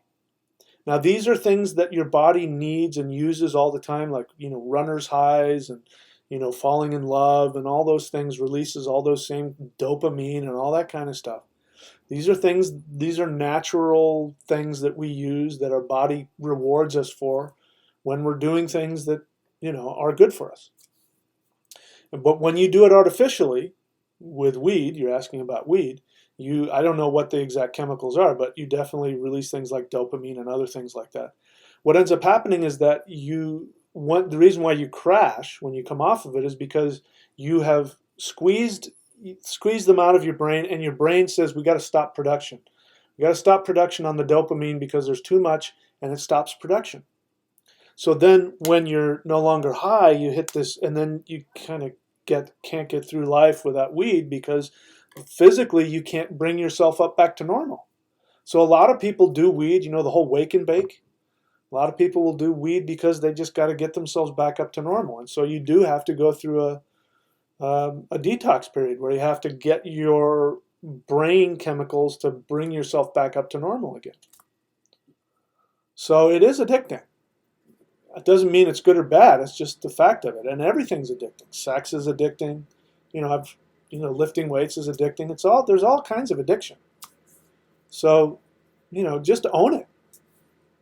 Again, you're trying to argue with people because you don't like the idea of feeling judged. You don't like the idea of being addicted to something. You don't like the idea of something not being spiritual. You don't like any of that stuff. So you want to fight with everybody who's telling you what you don't want to hear anyway. Let's see, what else? And the bottom line, why does this matter? Honestly, I don't care. I don't have any morals about it. I don't. The point is that I'm here to help you. I'm assuming you're on my channel because you think there's something that I have to offer you. And I'm here to help you get the life that you want. I'm here to help you get the most out of your life and to be happy. And I'm here to help you be your own teacher. I have no personal vested need for you to be my student. I swear to God, I don't. I don't. I take it only the amount of students I can handle, and the rest of the time I just want to spend my life enjoying myself. But,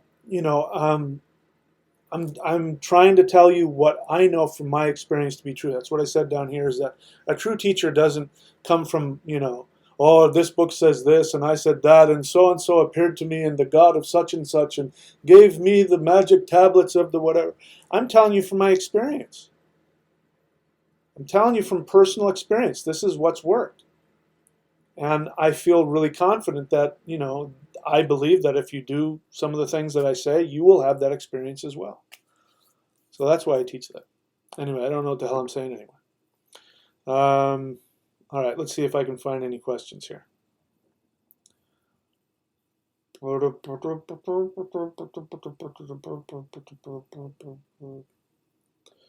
Xerox Magic wants to tell me about Zealand's teachings. Again, I haven't looked at his stuff. I'm familiar with all those things that he apparently has drawn from, but I don't know him, so I still can't comment on him. I only try and comment about what I know. If I can't, if I don't know or haven't experienced something, I try not to talk about it. I'm sure I don't follow that all the time, but most of the time I don't do that. Let's see, what else? Athena's son, question. What are your thoughts on insomnia? I have suffered bouts of this since before I can remember. I have tried physical stuff, running, dancing, to name a few. Well, Athena's son, I'm not a doctor, so I don't know if you have a physical problem. My general answer to everything is I want to look at things from a shamanic perspective. So to be honest with you, I can't answer your question. I would have to know more about you. And I can tell you that the times that I've had insomnia, I used to drink a lot of coffee. That had something to do with it.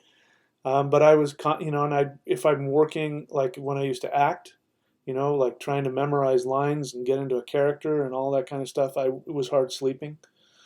Sometimes when I'm learning a new skill, I have a hard time sleeping because my brain's trying to figure something out. So, assuming that there isn't any major physical problems, I would say you're thinking too much. And when people think too much, they're trying to escape their feelings. So assuming everything I've said is true, which it might not be, but assuming everything I've said is true, then you're probably trying to avoid some uncomfortable feeling, which is usually what's happening with all of us at some point.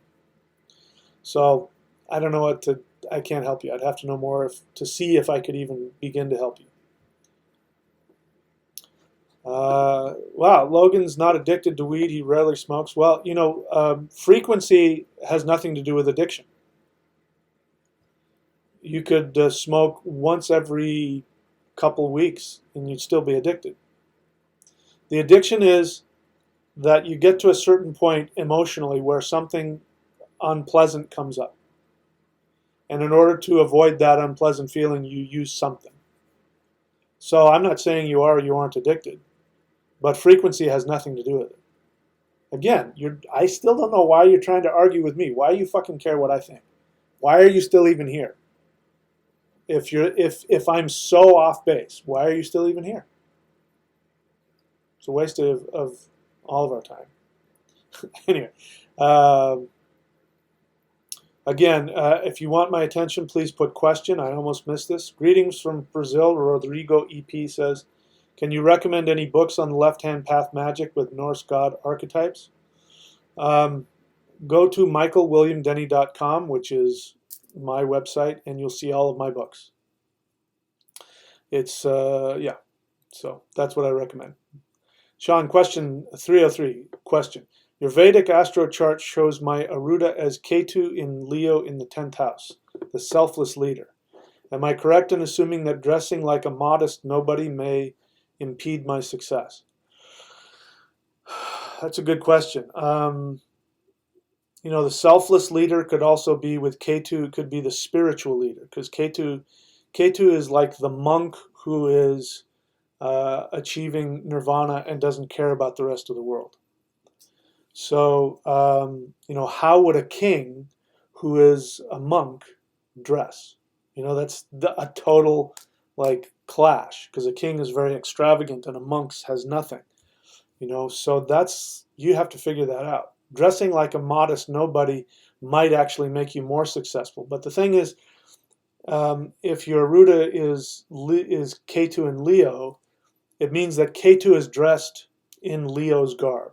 So that means you have to dress like a king, but underneath it is a t-shirt, right? He's got a t-shirt with the king's robe on top of it. So you have to figure out how that is. So wear like a really crazy bitchin' coat with maybe like a wife beater underneath or something. I don't know. That might be. You know what I'm saying? It's like it's going to be weird. So I'm imagining that when people see you, they're like, what is that guy's deal? He's like really extravagant, but he's dressed like what is that? So you're going to be an enigma, because K2 is also an enigma. So I can't tell you more than that. You just have to keep experimenting and see how people react to you. Okay. All right, so people really want to fight with me about cannabis, so I'm going to stop. I'm going to stop fighting about it, because enough already. Like I said, go find somewhere else. If you want somebody to tell you what you want to hear, there's plenty of other places to go. Let's see. Question. What do I think about veganism? I don't know. Why are you asking me? Do you want to know because you are a vegan? Are you asking me because you don't like veganism? I don't care. I believe that we live in a universe where people have different things. Some people are celibate, some people aren't. Some people have, multiple sex partners, some people only have one. Some people are vegans and some people aren't. Do what you're supposed to do. Follow your path.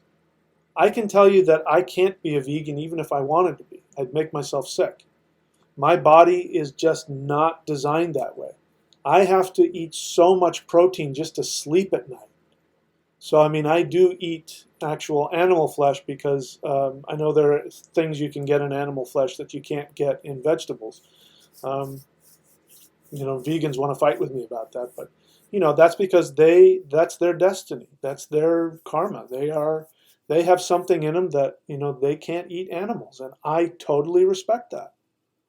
I really respect that. I don't need to be like you. You be like you. But but even with all the meat that I mean, I don't eat red meat because it's bad for me. I can't digest it. But chicken and fish, I eat a lot of that. But even after that, I'll have huge protein shakes all throughout the day because otherwise I won't sleep at night. My stomach will wake me up. I have to have a lot of protein, so I couldn't do it. So that's what I think about it. If it works for you, do it. And that's the only reason you should do it, is because it works for you, not because of me or anybody else. Okay, so Xerox Magic, please put question. You're doing the @Thunder Wizard, which is getting my attention, but I'd prefer you put the word question there. Is it true that we live in a matrix? No. A matrix of your own creation, and it's called three-dimensional reality, but it's not a computer program. Watch more of my videos. You can go on my YouTube channel and punch in matrix. I got a bunch of videos on it. Soul contracts, subconscious. Okay, so anyway, I would love to get into that, but please look at my videos on the matrix. I don't want to take the time this time to talk about it. Let's see, what else? Logan wants to fight with me. You don't want me here? Just say it. No, I want you here. You're free to be here. I don't care if you stay or go, is my point. That's my point. Why are you fighting with it? Why aren't you going and talking to somebody else who will tell you what you want to hear? That's what I don't understand. I think there's something you want. And I think instead of arguing with me, I think maybe listen to what I have to say and see if it works for you. Okay, so let's see, what else? Somebody wrote somebody spelled out guru, and I'm just realizing it's kind of cool. G-U-R-U. That's kind of cool. Anyway, okay, I don't see any more questions here. Let's take a break, and I'll come back and see if I can get myself onto some coherent subject here.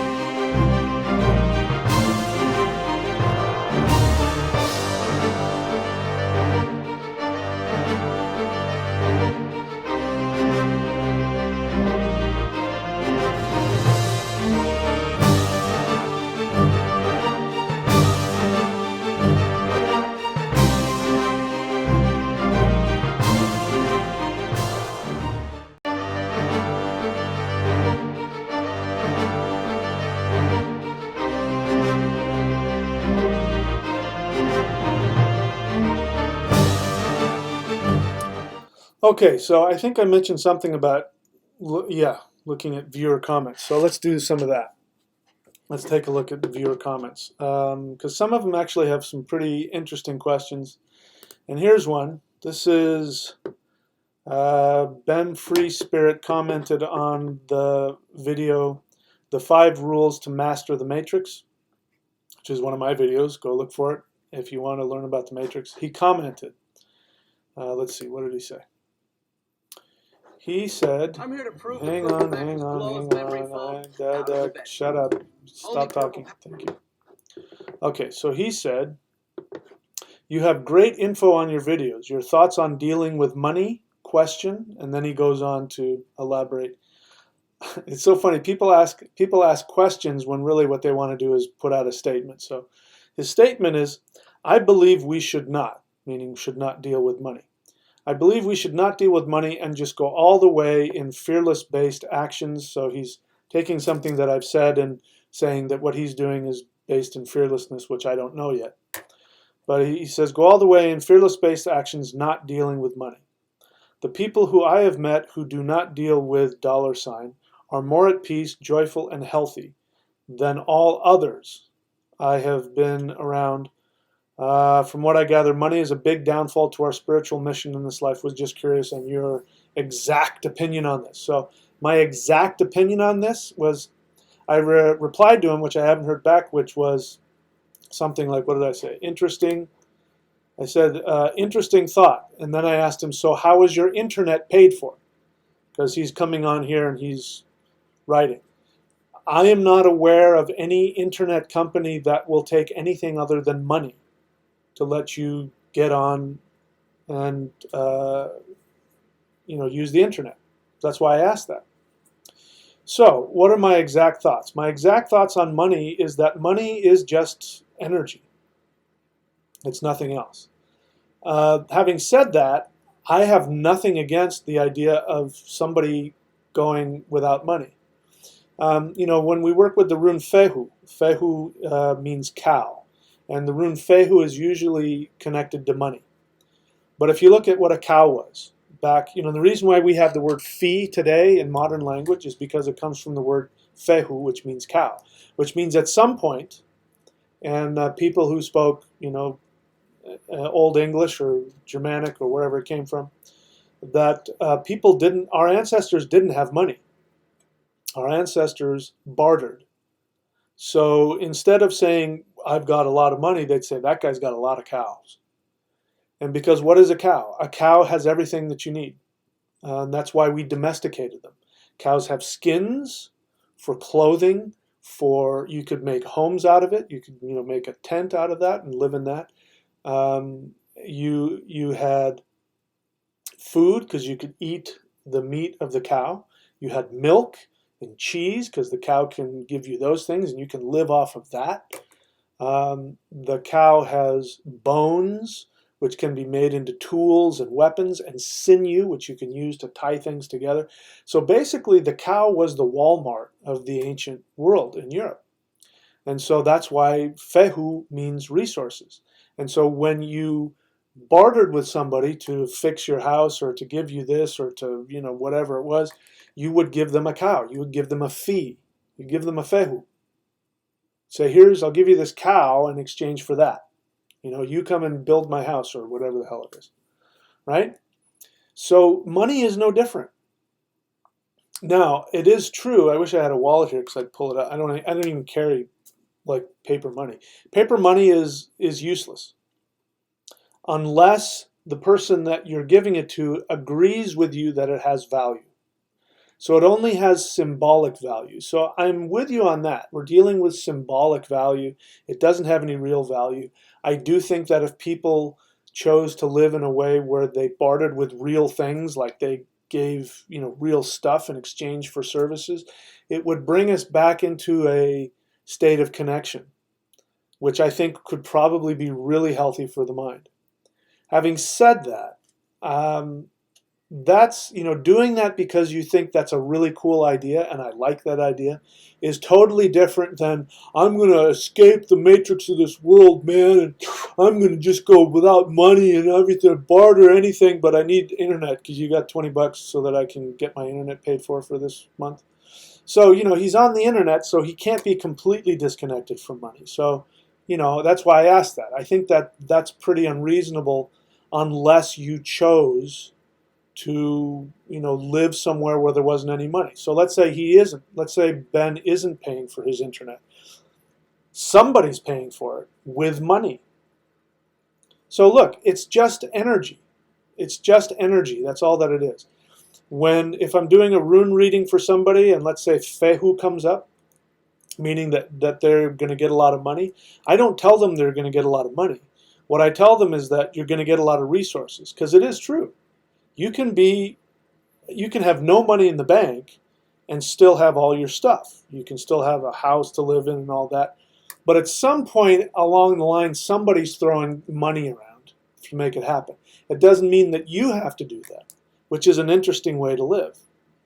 But basically, it's all the same. It just, there are times when I have had a lot of money, like supposedly, I'm making a lot of money, and yet for some reason I'm in debt. And there have been times when I've had no income, and for some reason I've got plenty of money in my bank that I can keep.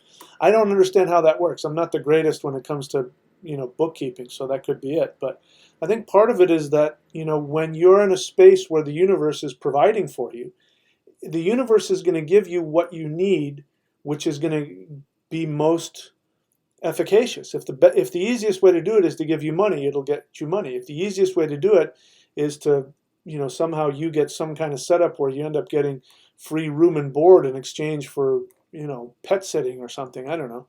That is the same thing. It's all resources. Money, is there so that you can buy the stuff. But if you can get the stuff without the money, then it's all the same.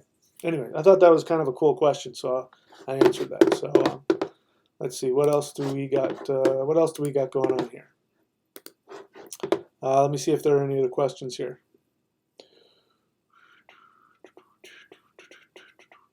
So we got to go up here. Question: who created us and why? That's a huge question. You created yourself because you wanted to learn.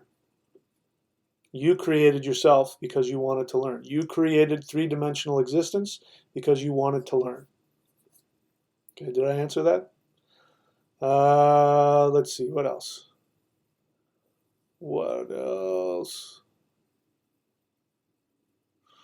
Okay, Zarok Magic again. Please put question. Now it's just I want you to do what I'm telling you to do. But so far it's winning because I keep finding you. I see your question here. Do you explain in your vids about guys that talk on YouTube about how to... anyway, you're asking me about videos you haven't seen. Why don't you watch my videos? Do you explain in your vids X, Y, and Z? Why don't you go find out, man? Go watch my videos. Put some time and effort. Look, I've said it. I'll say it again. If you're going to get the most out of my teachings, whether it's my channel or the stuff that I teach, you're going to have to put time and effort. I know we live in this universe where, modern times where you get everything like that. Everybody wants everything right now. And we have at least 2 generations of people who have never lived without the internet. So they believe that everything is a product, and they believe everybody should give them what they want and give it to me right now. And the result is that you have the attention of a flea. You're constantly flitting from one thing to the next. And YouTube is a perfect example.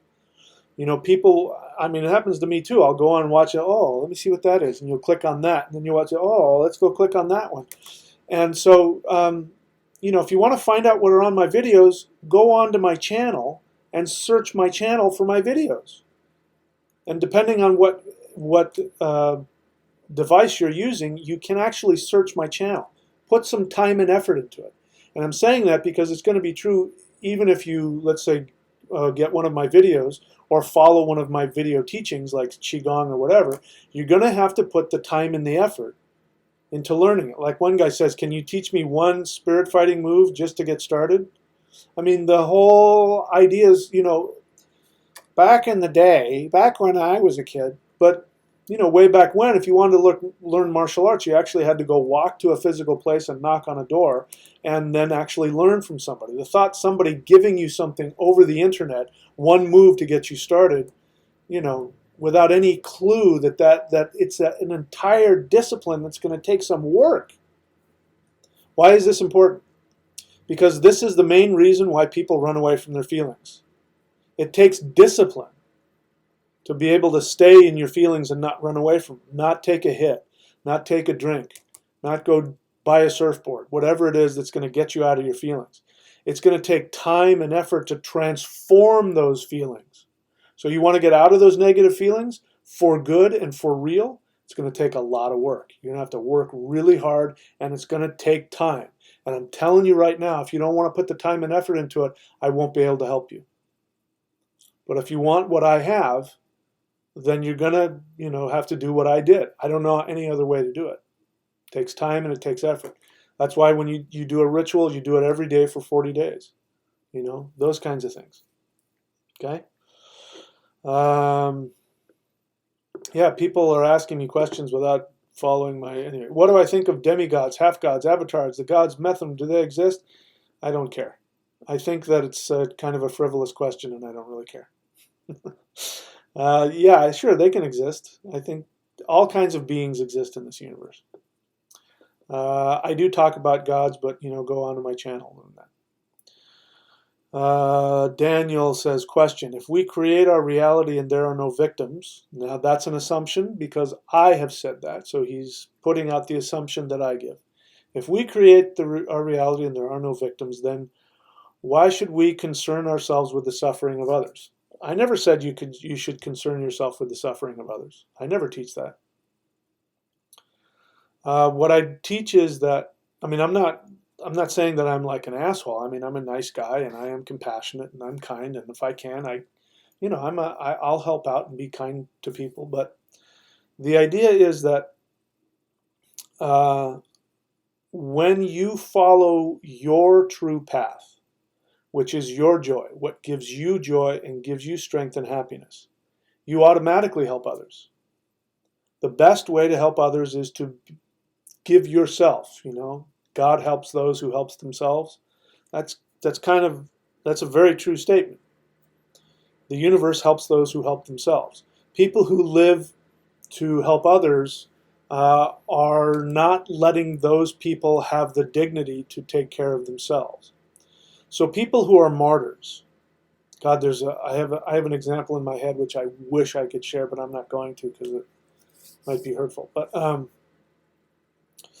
people who are martyrs, who go around trying to fix other people, they're projecting. When you see people who talk about the suffering of others and I gotta help the poor,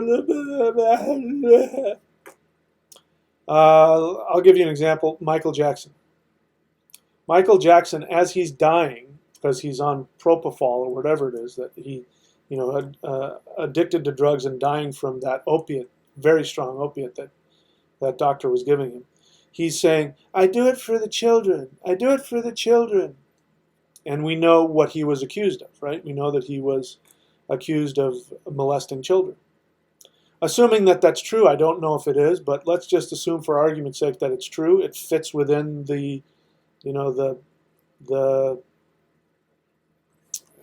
typical scenario. Somebody who abuses kids sexually, what they're doing is they are trying to fix the broken child within themselves. I love kids, people that are like attracted to kids in that weird way. It's because when they were a child, there's something broken about them as a child, and they're trying to go back and fix that. Or they're projecting onto them what their parents did, the cruelty that their parents did to them. So if you're going around trying to fix somebody else, it's you're trying to fix. And you're lying to yourself. It's not helpful to them. Being a martyr does not help anybody. Helping somebody to help themselves is a whole other thing. So whenever you take care of yourself and you empower yourself, you automatically help other people. And when you harm yourself, when you do something self-destructive to yourself, you automatically hurt other people. So, if you want to help others, get real with your feelings, get real with who you are, and make your life better. And then other people will automatically, their lives will get better too.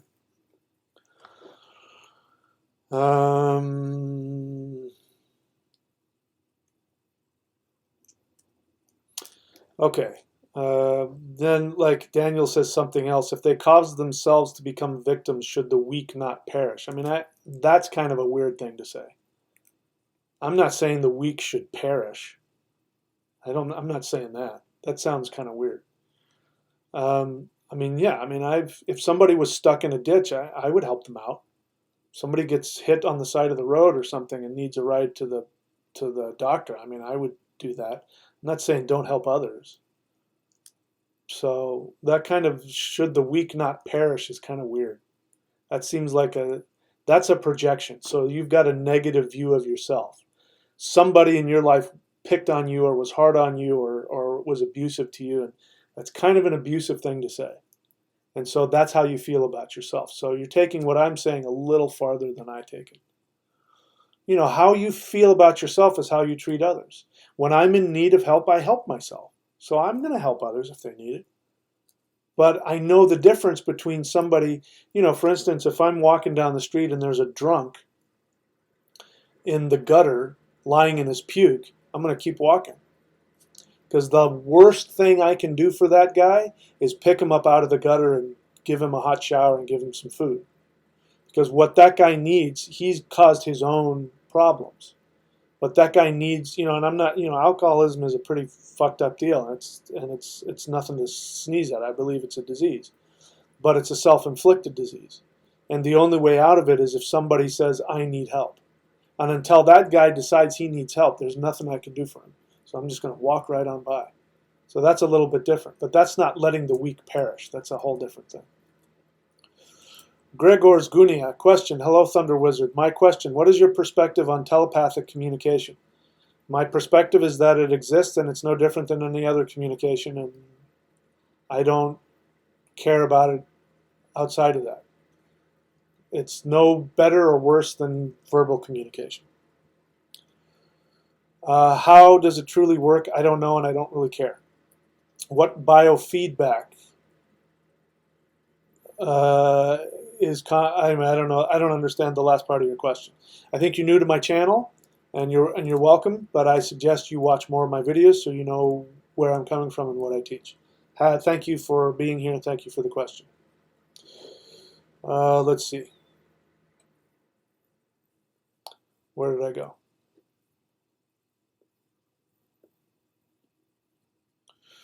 Michael, let's see, sorry, this happens whenever this is why I hate all the stuff, because I got to scroll through everything, and every time somebody puts a question on, it bounces the whole thing up, and I got to go back and scroll through everything. All right, let's see here. Logan, okay, let's see if Logan has a question I actually want to answer. How do you feel about shamans? All right, I'm just not going to go there with you, man. I've talked about it enough.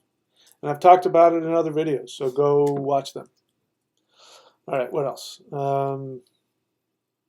Michael Johnson, question. Is celestial Qigong beneficial because we believe it to be? No. It's an actual thing. So if you haven't done it, you don't have any experience. So you won't. If you want to know what the experience is, go do it. It's not just mind over matter, which is its own thing. I'm not bagging mind over matter, which I think is more on the Reiki is more on the lines of that. No, celestial Qigong is an actual thing.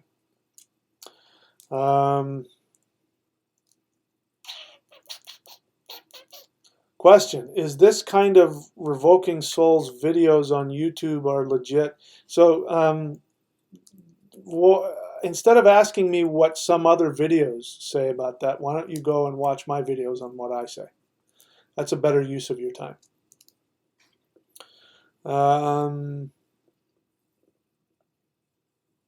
Question, are we really on a planet?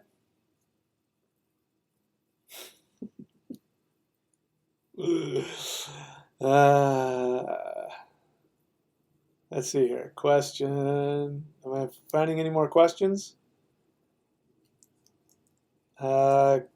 Question. Okay, let me rephrase. So he says, let me rephrase, and then he puts out anyway. All right, so I don't see any, yeah, I'm not going to, dude, I'm just not going to just go there with you anymore. Anyway, I'm going to take a break. We might be running out of time here, for me anyway. Let's see if there are any other, see if there's anything else I need to talk about before I go. But give me a couple minutes to get myself prepared.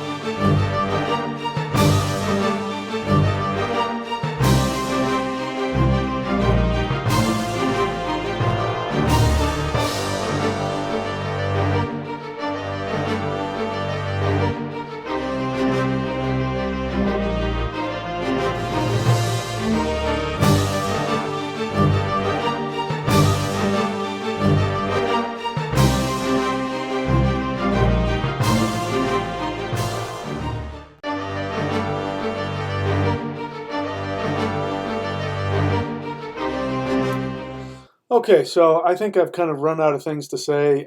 I'm watching the chat here, and people are trying to force questions onto the thing, and it's just, if you have an actual honest question, I'm happy to answer it. If you're just kind of bored and you're looking for something to waste time with, and you're coming up with silly, ridiculous questions just to have something to do, I don't think it's beneficial for anybody. Um, but the main point of what I want to talk about today is, and I was thinking about what I wanted to talk about. I would have to say that I say this a lot. I use these kinds of,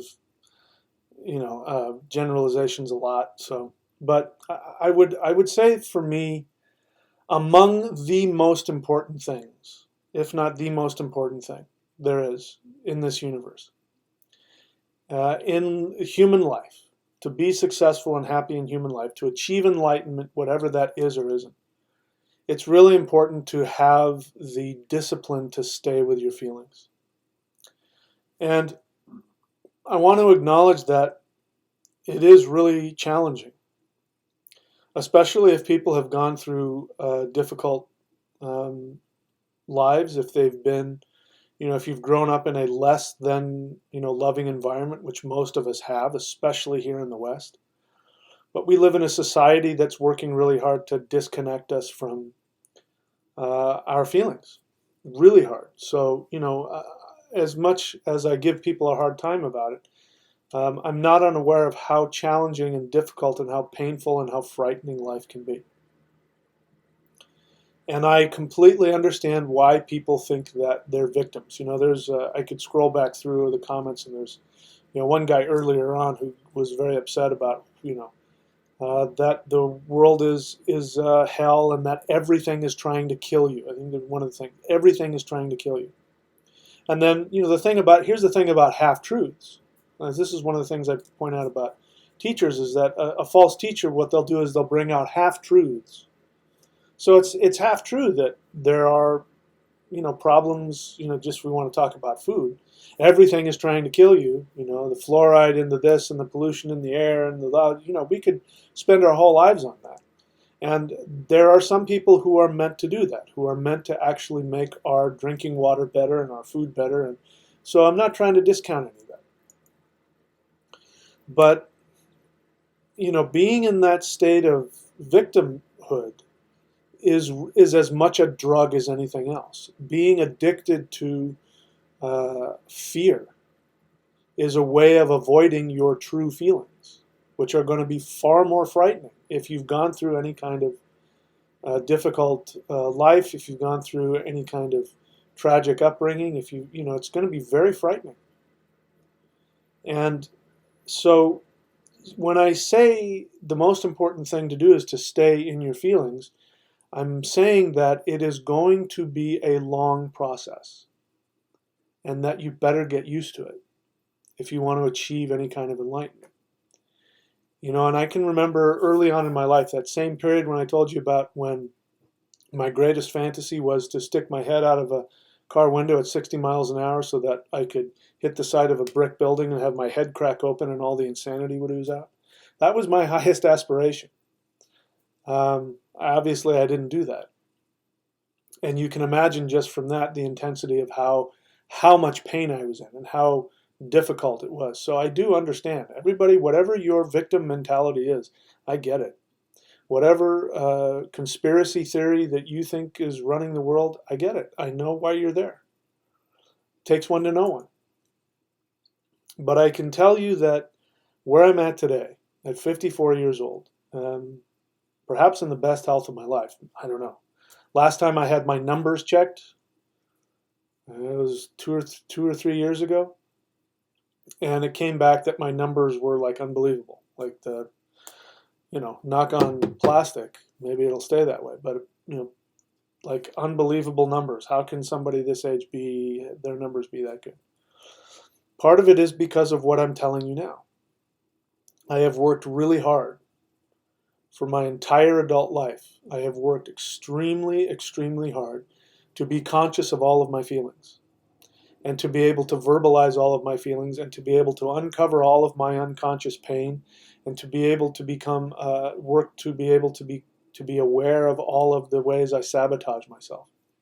So that is why I have zero tolerance for victims, and I have zero tolerance for people who escape their feelings. Now, I have tolerance for people who try and fail, because sometimes you go 2 steps forward and 1 step back. So I do have respect for that, because that's the process. You will make progress, and then your unconscious mind will grab you and pull you right back in. So the unconscious mind, if you don't know, if you've watched my videos, you know what I'm talking about, but very briefly, if you're not aware of it, we have a conscious mind, we have a subconscious mind, and we have an unconscious mind. Most of the time when people are talking about the subconscious, they really mean the unconscious. And here's a little picture that demonstrates what they are.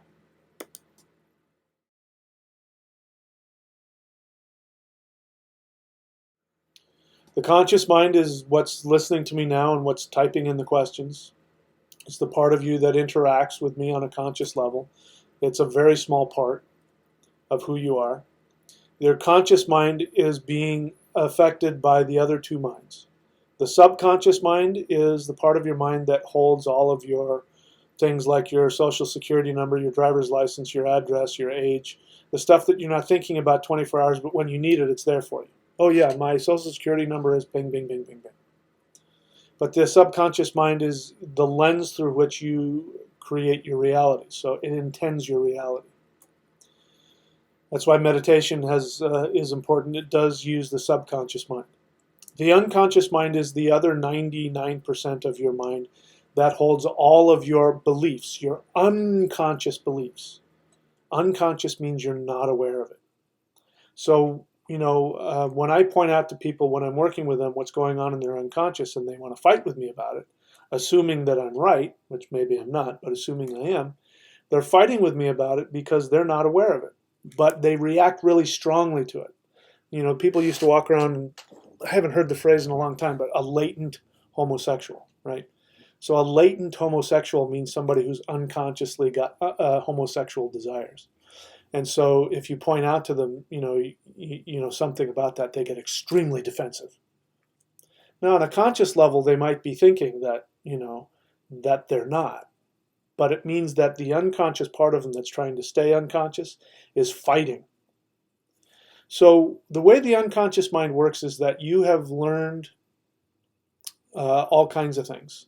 If you learned as a kid that you had to kiss people's ass in order to survive, like if you lived in an abusive house where your dad beat you up unless you told him what he wanted to hear and was very, then you learned a lesson that is you've got to kiss people's ass in order to be loved. And you learned that violent people are your superiors, and so this is why a lot of people get into violent relationships, and then they'll leave that relationship and find somebody else that'll beat them up. It's because of the same thing. It's because you learned as a little kid that violent people are your parents, and that if you kiss their ass, they will someday love you. So you run around trying to get love of people. Now that's happening on an unconscious level. On a conscious level, you're saying, why do I keep marrying people that beat me up? And I really don't want that anymore. And it doesn't matter what you tell yourself, you're still attracted to those dangerous people.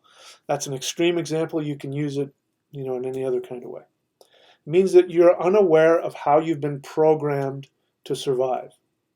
So the way that I described it just recently, I came up with it, yesterday or the day before, talking with a client, and I think it's great. So what some therapy says, the assumption is that as long as you uncover what's in the unconscious, that it'll work itself out.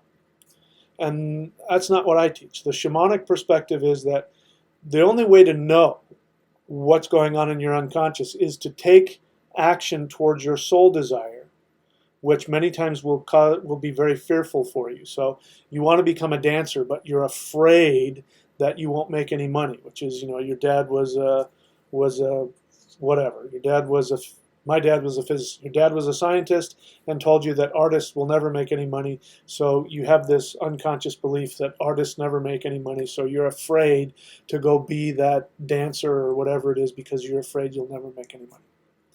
The only way to know what's going on in your unconscious is to actually take action towards being the artist, even though everything in your unconscious is telling you not to do it. And then what will happen is all those fears will come up, and then you'll have to continue to take action towards your desire, or you will let your unconscious mind control you, and you'll pull yourself back, and you'll become a whatever. You'll do some job you can't fucking stand. So what I said is that just looking at the unconscious isn't enough, because that's like being in your house and pulling up the trap door and finding that there's a 400-pound gorilla that's got your soul in a headlock, right? And so just knowing that the gorilla is there isn't going to get the gorilla to let go. The only way that you can get that gorilla to let go is to continue to take action towards what it is you truly want. And then what's going to happen is the gorilla is going to squeeze tighter and tighter and tighter, which means you are going to have what's called unconscious resistance, which means you are going to want to lash out against your success as it comes towards you. And so what you do is, even though everything in you wants to fuck up your life, you want to go dive off a cliff or spend all your money in Vegas or shoot yourself in the neck with meth or whatever the hell it is that you do to avoid your feelings, you continue to take contrary action, which is, as scary as it is, as painful as it is, you keep taking actions that go against what the gorilla is telling you to do. Now, besides the gorilla being really strong and having you in a neck lock that you can't seem to get out of, he's also really fucking smart, which means he knows exactly what to tell you. He knows exactly how to scare you out of going after what you want. And that's when you get stuck in your head and you ask all these questions. Yeah, but all this and so says this and all blah, blah, blah says that. And, but isn't this? And if this is this and this and this, then why can't what I want to be true? Right? That's what's going on with me, and I forget who it was. Because I'm pushing his buttons on his unconscious mind and his unconscious. All of those, the reason why I roll my eyes and I don't respond is because all of his arguments are is the 400-pound gorilla in his mind, telling him all of the stuff that pushes his intellectual buttons, that keeps him justified staying where he doesn't want to be. Truth is, he doesn't want to be where he's at, or he wouldn't be on my channel. Because I've already made fun of him 4 or 5 times and shown him, what I believe is the truth. And he still wants to keep coming back and fighting with me, which means there's something I'm saying that he wants to hear. So in order, if you want to have the success, point is, if you want to have the success of being able to actually be happy in your life where you don't need to escape the matrix, you don't need to stop reincarnating, you don't need to travel to some other dimension, you don't need to take drugs to feel happy, you don't need to drink to be happy. You can be in this moment right now with all of your feelings, good and bad, and still be able to consciously intend the reality that your soul wants. You can have all of that.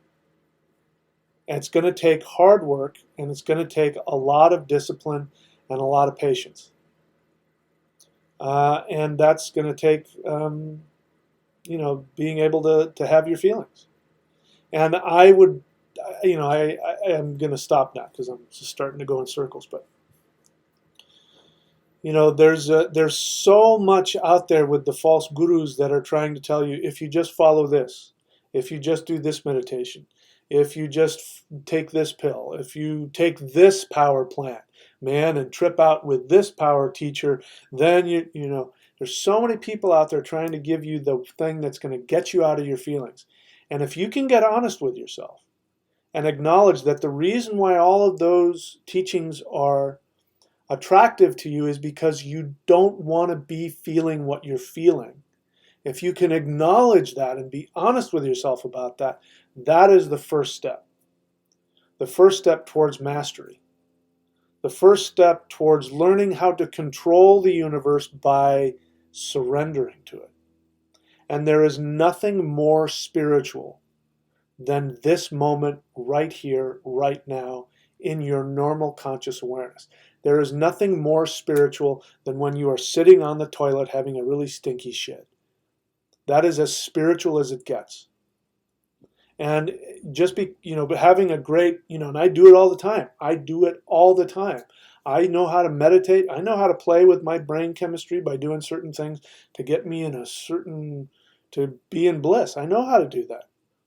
But there's nothing more spiritual about that than sitting on the toilet with a stinky shit. It's all the same.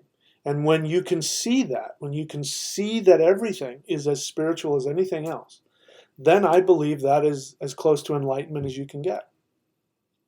And isn't that what you'd like to have? Wouldn't you like to be comfortable all the time? I'm telling you that trying to escape in order to be comfortable is working against you. Learning how to be comfortable in your discomfort is the path to go. And like me, when the thing that I wanted most when I was 19 years old was to crack my head open so all the insanity would ooze out. And then for me to finally say to myself, you know what, Mike, this is as good as it's going to get.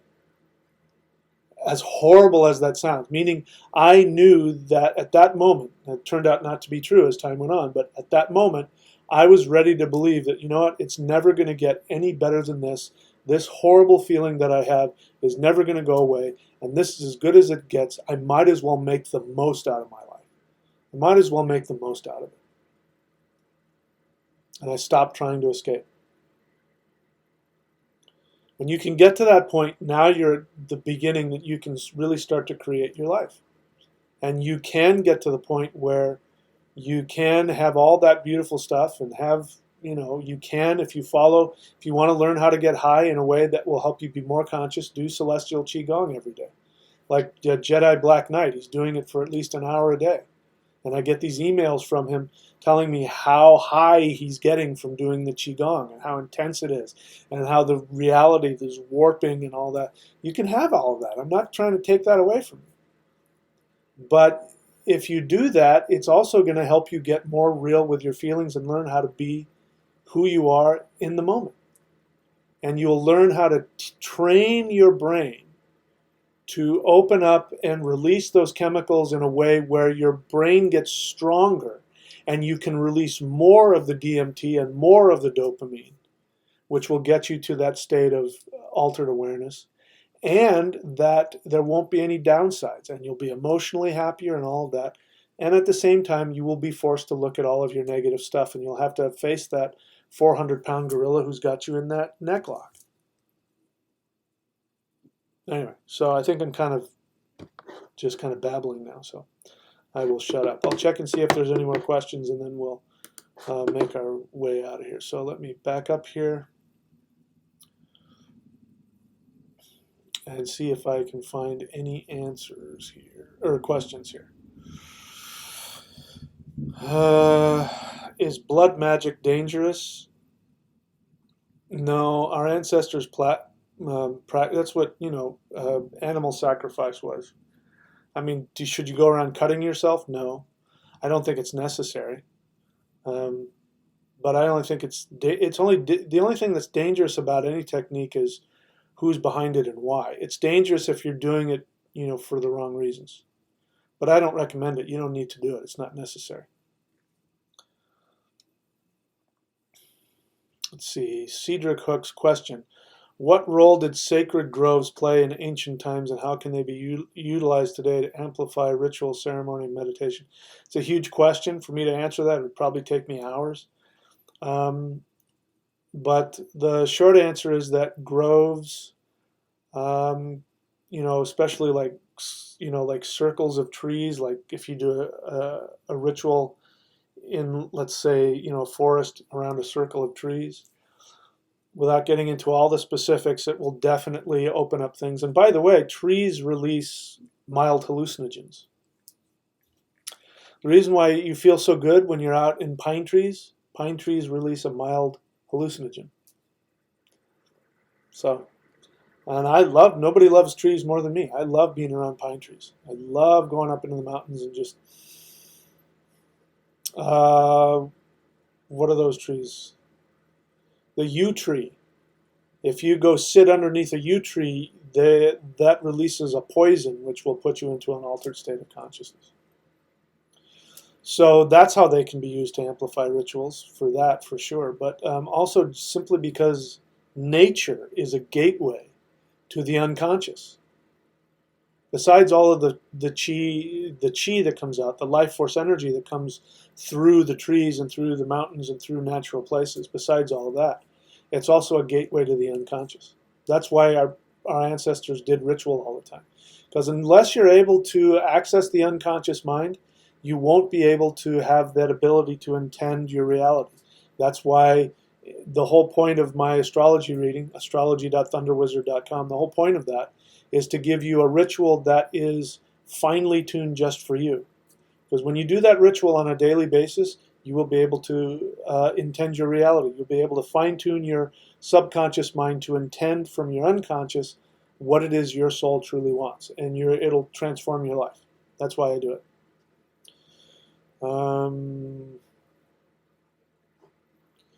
Question, are gurus who are pushing veganism correct? Is eating meat considered savage? I already talked about it. If you haven't, go back and watch this video after it's been archived. I've already answered that question. Daniel, question. Okay, it's a statement. All right, so, all right, let's see here. Okay, it's a statement. I just wanted to check where your morals lie. We agree. Thanks for confronting me, pissing me off because you were right last time and making me change my assumptions. Okay, so you're welcome. Question, is postponement staying in the same place, or does it set us... I don't know. You're asking me that question. I don't know. I'd have to know so many more details to be able to answer that. Obviously, there are times that you need to wait, and there are times that you need to go forward. I can't answer that question. I'd need to know far more than that. Question, for example, if I have a realization but I go back to distraction. Yeah, again, I can't answer that without more. I'd have to talk to you for a while before I knew why you were asking the question, what you were talking about. Monica de los Santos question, do dreams contain messages, or are they different race beings pulling you into timelines where your energy is being used? So let me just first get to the last part. You need to spend more time on my channel. There's nobody out there trying to pull your energy out of you. So I don't teach any of that. So no, there are no beings trying to pull your energy out from you. People can do it. I'm not saying that there aren't. People will pull your energy, but only because you've chosen to be in that relationship, and that's a whole other subject. So the same thing, if there are other beings pulling your energy, it's because you have an energetic contract with them. You've chosen to be connected to them for some other reason, usually because you're trying to avoid your own feelings.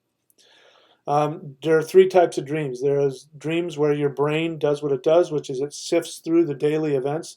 This is why if you've gone to the beach and you're playing volleyball at the beach, you dream that you're playing volleyball when you go to sleep. It's because your brain's sifting through all of what it's trying to remember what's important and get rid of the rest. Second kind of a dream is an actual dream where you have, an actual out-of-body experience, or you have an experience with another entity, positive or negative. And then the third kind is you're living out your unconscious fears or fantasies. Those are the three kinds of dreams that you have. But bottom line is, you're asking me the question because you're worried about somebody or something taking your energy, and nothing can do that without your permission. Question, does principle in the pyramid with all the seeing eye... Yeah, so Zerak, my friend, please spend more time on my channel instead of asking me a lot of questions, because I'll probably answer a lot of them, but I'm not going to answer that because I don't know enough about it. Let's see, what else? Any other questions? Question, how do I know my soul's desire? Well, the first answer to that, which is the simple one, which isn't necessarily easy, is that your soul desire is that which gives you the deepest joy. But the reason that you have incarnated in this life, and not just you, but everybody, including myself, the reason why we incarnate is because our soul has desires that it wants to experience. And we've built into the mechanism that when we do what our soul wants to do, we experience a special kind of joy. I'm not talking about being entertained. Sticking a needle in your neck and getting high may be fun, but that's not joy. Joy is something else. When you go after what your soul truly wants, you will be forced to work through all of your karmic issues, which means that you will have challenges. This is why going after your soul desire can be the most frightening thing that you can do. But what I teach is that as you go through life, if you make a habit of going after your soul desire, you will get closer and closer and closer to achieving all of your desires. You will make yourself very happy in the process. And you will also go through all of your worst fears and all of your most difficult challenges, because that's the reason you set it up that way. So as you go through life, you will continuously have to make choices between, do I want to do what my soul is telling me to do, or do I want to make that person happy, or keep that job, or do whatever it is your unconscious 400-pound gorilla is telling you you need to do in order to be safe. So going after your soul desire sometimes is easy and fun, and sometimes it's really frightening. And some people would rather kill themselves than go after their soul desire. I've seen it. You have too. That's why I keep saying, the being disciplined and facing your feelings and making a habit of that. Making a habit of going after the difficult truth in your life. If you make a habit of doing that, you will get what you want. If you make a habit of escaping your feelings, you get further and further and further away from your truth. You go out of alignment with yourself.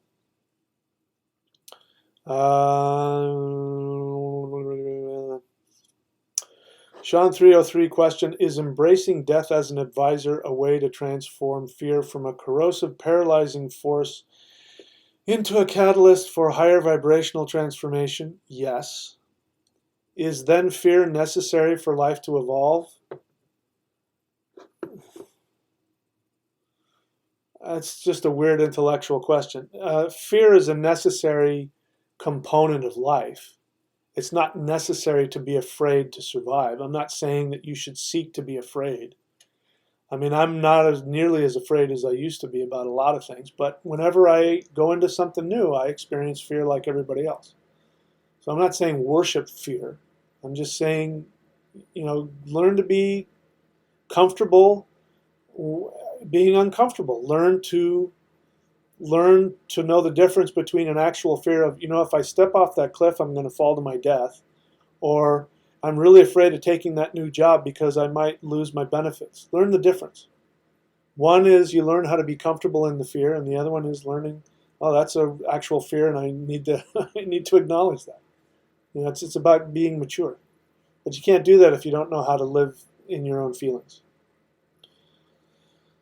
A question. Swift Data. I want to talk to you, but I'm 14. Any advice? Well, my advice to you is, at 14, I don't know how your parents are going to feel about you talking to me. I don't talk to anybody without them paying for my time. And there's a whole spiritual reason for that. It's because when somebody pays me for my time, I am now being paid to not have any personal agendas. If I'm working with you for free, I am human. It means I'm going to have a personal agenda. It means I'm going to want something from you. I'm either going to want friendship, or I'm going to want love, or I'm going to want something else. So that's why you should never work with a teacher who doesn't charge you. A teacher who works for free is human, and I don't care if in their mind they think they're being so pure that I give of my time for free. They are completely unaware that they have these unconscious. This is why teachers end up having sex with students, why all that shit happens. And they probably, many of them started off with good intentions. I'm going to teach for free. Well, you can't. There's always a price. That's the universe has set it up that way. Whenever you want something from somebody, you have to give them something, even if it's just 50 cents. You have to give them something. So my advice is, ask your parents to, ask your parents for the money to get a private session with me. Or ask your parents to call me on the phone. I won't talk to them for free either. So if you want a private session with me, go to career.thunderwizard.com and you can get a private session with me. Other than that, at 14, you need to go ask your parents whether or not, because I'm not going to talk to some underage person, against their parents' advice. I'm not going to do that. Okay, so question: how secret society? Oh God, Xerox magic. I can't answer your question. It's really intellectual, and again, watch my video. Dude, are you stoned right now? I don't know. All right. All right, that's it. I don't see any more questions. Yeah, Swift data. Yeah, they would not want me talking to you. Then you're going to have to wait 4 years until you're an adult and can purchase and do things on your own. Until then, this is probably as good as it's going to get. Okay, so that's it for me, my friends. All right, so a little bit of business. I'm finishing up the second level of the Vedic Astrology Certification course. So for those of you who are going, why in the hell is he going to finish it? I'm getting close. I've got one more avatar to do, which would be Buddha, the avatar of Mercury. And then I'm going to talk about specifics, answer questions people have been asking about how to use the software and how to, do a chart. And then I'm going to be testing people, and I still have to figure out the payment. I'm still working on that. I wish I had an answer on that one, but I don't, but I'll figure something out. So, point is, if you want to learn how to do the kind of Vedic astrology that I do, you can go to astrologycertification.thunderwizard.com and you can learn, and you can either create your own business. By the way, the astrology readings that I do are very specific. They're not like a lot of readings. In fact, I would say they're probably different from most Vedic astrological readings. They give you practical advice. I'm not interested in giving you the what's happening with this transit over that, and I'm not trying to say that that's worthless information. I'm really focused on what you need to know for the rest of your life. The Aruda is one of them. The Aruda Lagna, which is your reflection. I talked about that earlier. I can show you exactly how the world sees you and how the world wants to see you and how you can present yourself. And it may even show you exactly what job to do and how to make money. I'm doing it right now. My Aruda says that I am the spiritual warrior who gives out episodic information in a very straightforward fashion. And in other words, I'm not supposed to write a book. I write books. I should take that back. I'm not supposed to write the great American novel or write the movie. That's not what I'm supposed to do. It says in my chart that I am supposed to come out, on a weekly basis and spout my opinion as I do, and that's where I'm going to be successful. I need to present myself as the spiritual warrior, which is my best attempt at doing all this. That's what all this stuff is. That's who I am. I'm very straightforward, and I don't sugarcoat anything. That's all in my chart. When I've tried to do other things, because I didn't know any better, and I tried to follow other formulas, I was either marginally successful or an outright failure. This is the first time I've been this successful. And it doesn't make sense to me. I wouldn't want to sit through 2 hours of me spouting my bullshit, but that's what I'm supposed to do. That's how I get my business. So if you want to learn how to do that, get a reading from me. And if you want to learn how to give those kinds of readings to people, I teach that. If you want the energy we've been talking about, where you can have all that energy to go to other places and experience other dimensions and have this, in all seriousness, the kind of power to change reality, be able to with just your energy, go to qigong.thunderwizard.com. As I've said, it won't make you enlightened in that it'll get you to that place where you never have problems or feelings, but it is sure a hell of a lot of fun. What else?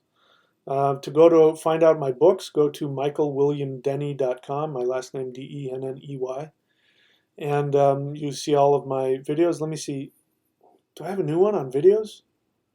Videos.thunderwizard.com. I can't remember which. There's a link. You'll see it at the end, where if you want to go see where all my videos are, including all of my DVDs for things like the Gayatri Mantra and all kinds of other stuff going back 10 or 15 years, you can go to that link. So the best way to support this work, if you like what I'm doing, is to go to thunderwizard.com and sign up at the $25 level.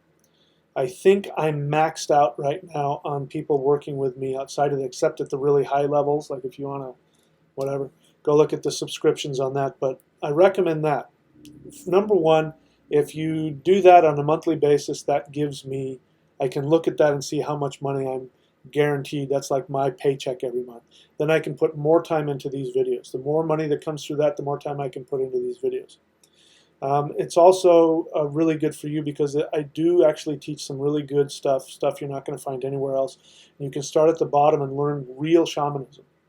Real true shamanism that, like somebody asked, it's not all in your head. This is real stuff. If you learn how to do this stuff, you can access other dimensions and learn how to live on all three levels of your mind and all that kind of stuff. I teach you runes, I teach you shamanism, I teach you deity worship, I teach you energy work, all that kind of stuff. The 5 elements, how to work with the 5 elements. Go to thunderwizard.com, sign up at the $25 level, and scroll all the way to the bottom and just get started. Okay, so that's all of my business for now. I'll last minute check to see if there are any worthwhile questions. Anyway, yeah, Xerox Magic. Either you're a really young guy or you're smoking a lot of weed because you're asking a lot of questions that really aren't important. Yeah, Swift data. All right, so. All right, guys. And the other thing to do is if you really want to know the answer to 99% of your questions is put the time and effort into watching my videos. I answer almost all of your questions there. Okay, so that's it. I'm all done. Thank you, my friends. I look forward to our next encounter. I'm hungry. I'm going to go eat. Talk to you soon.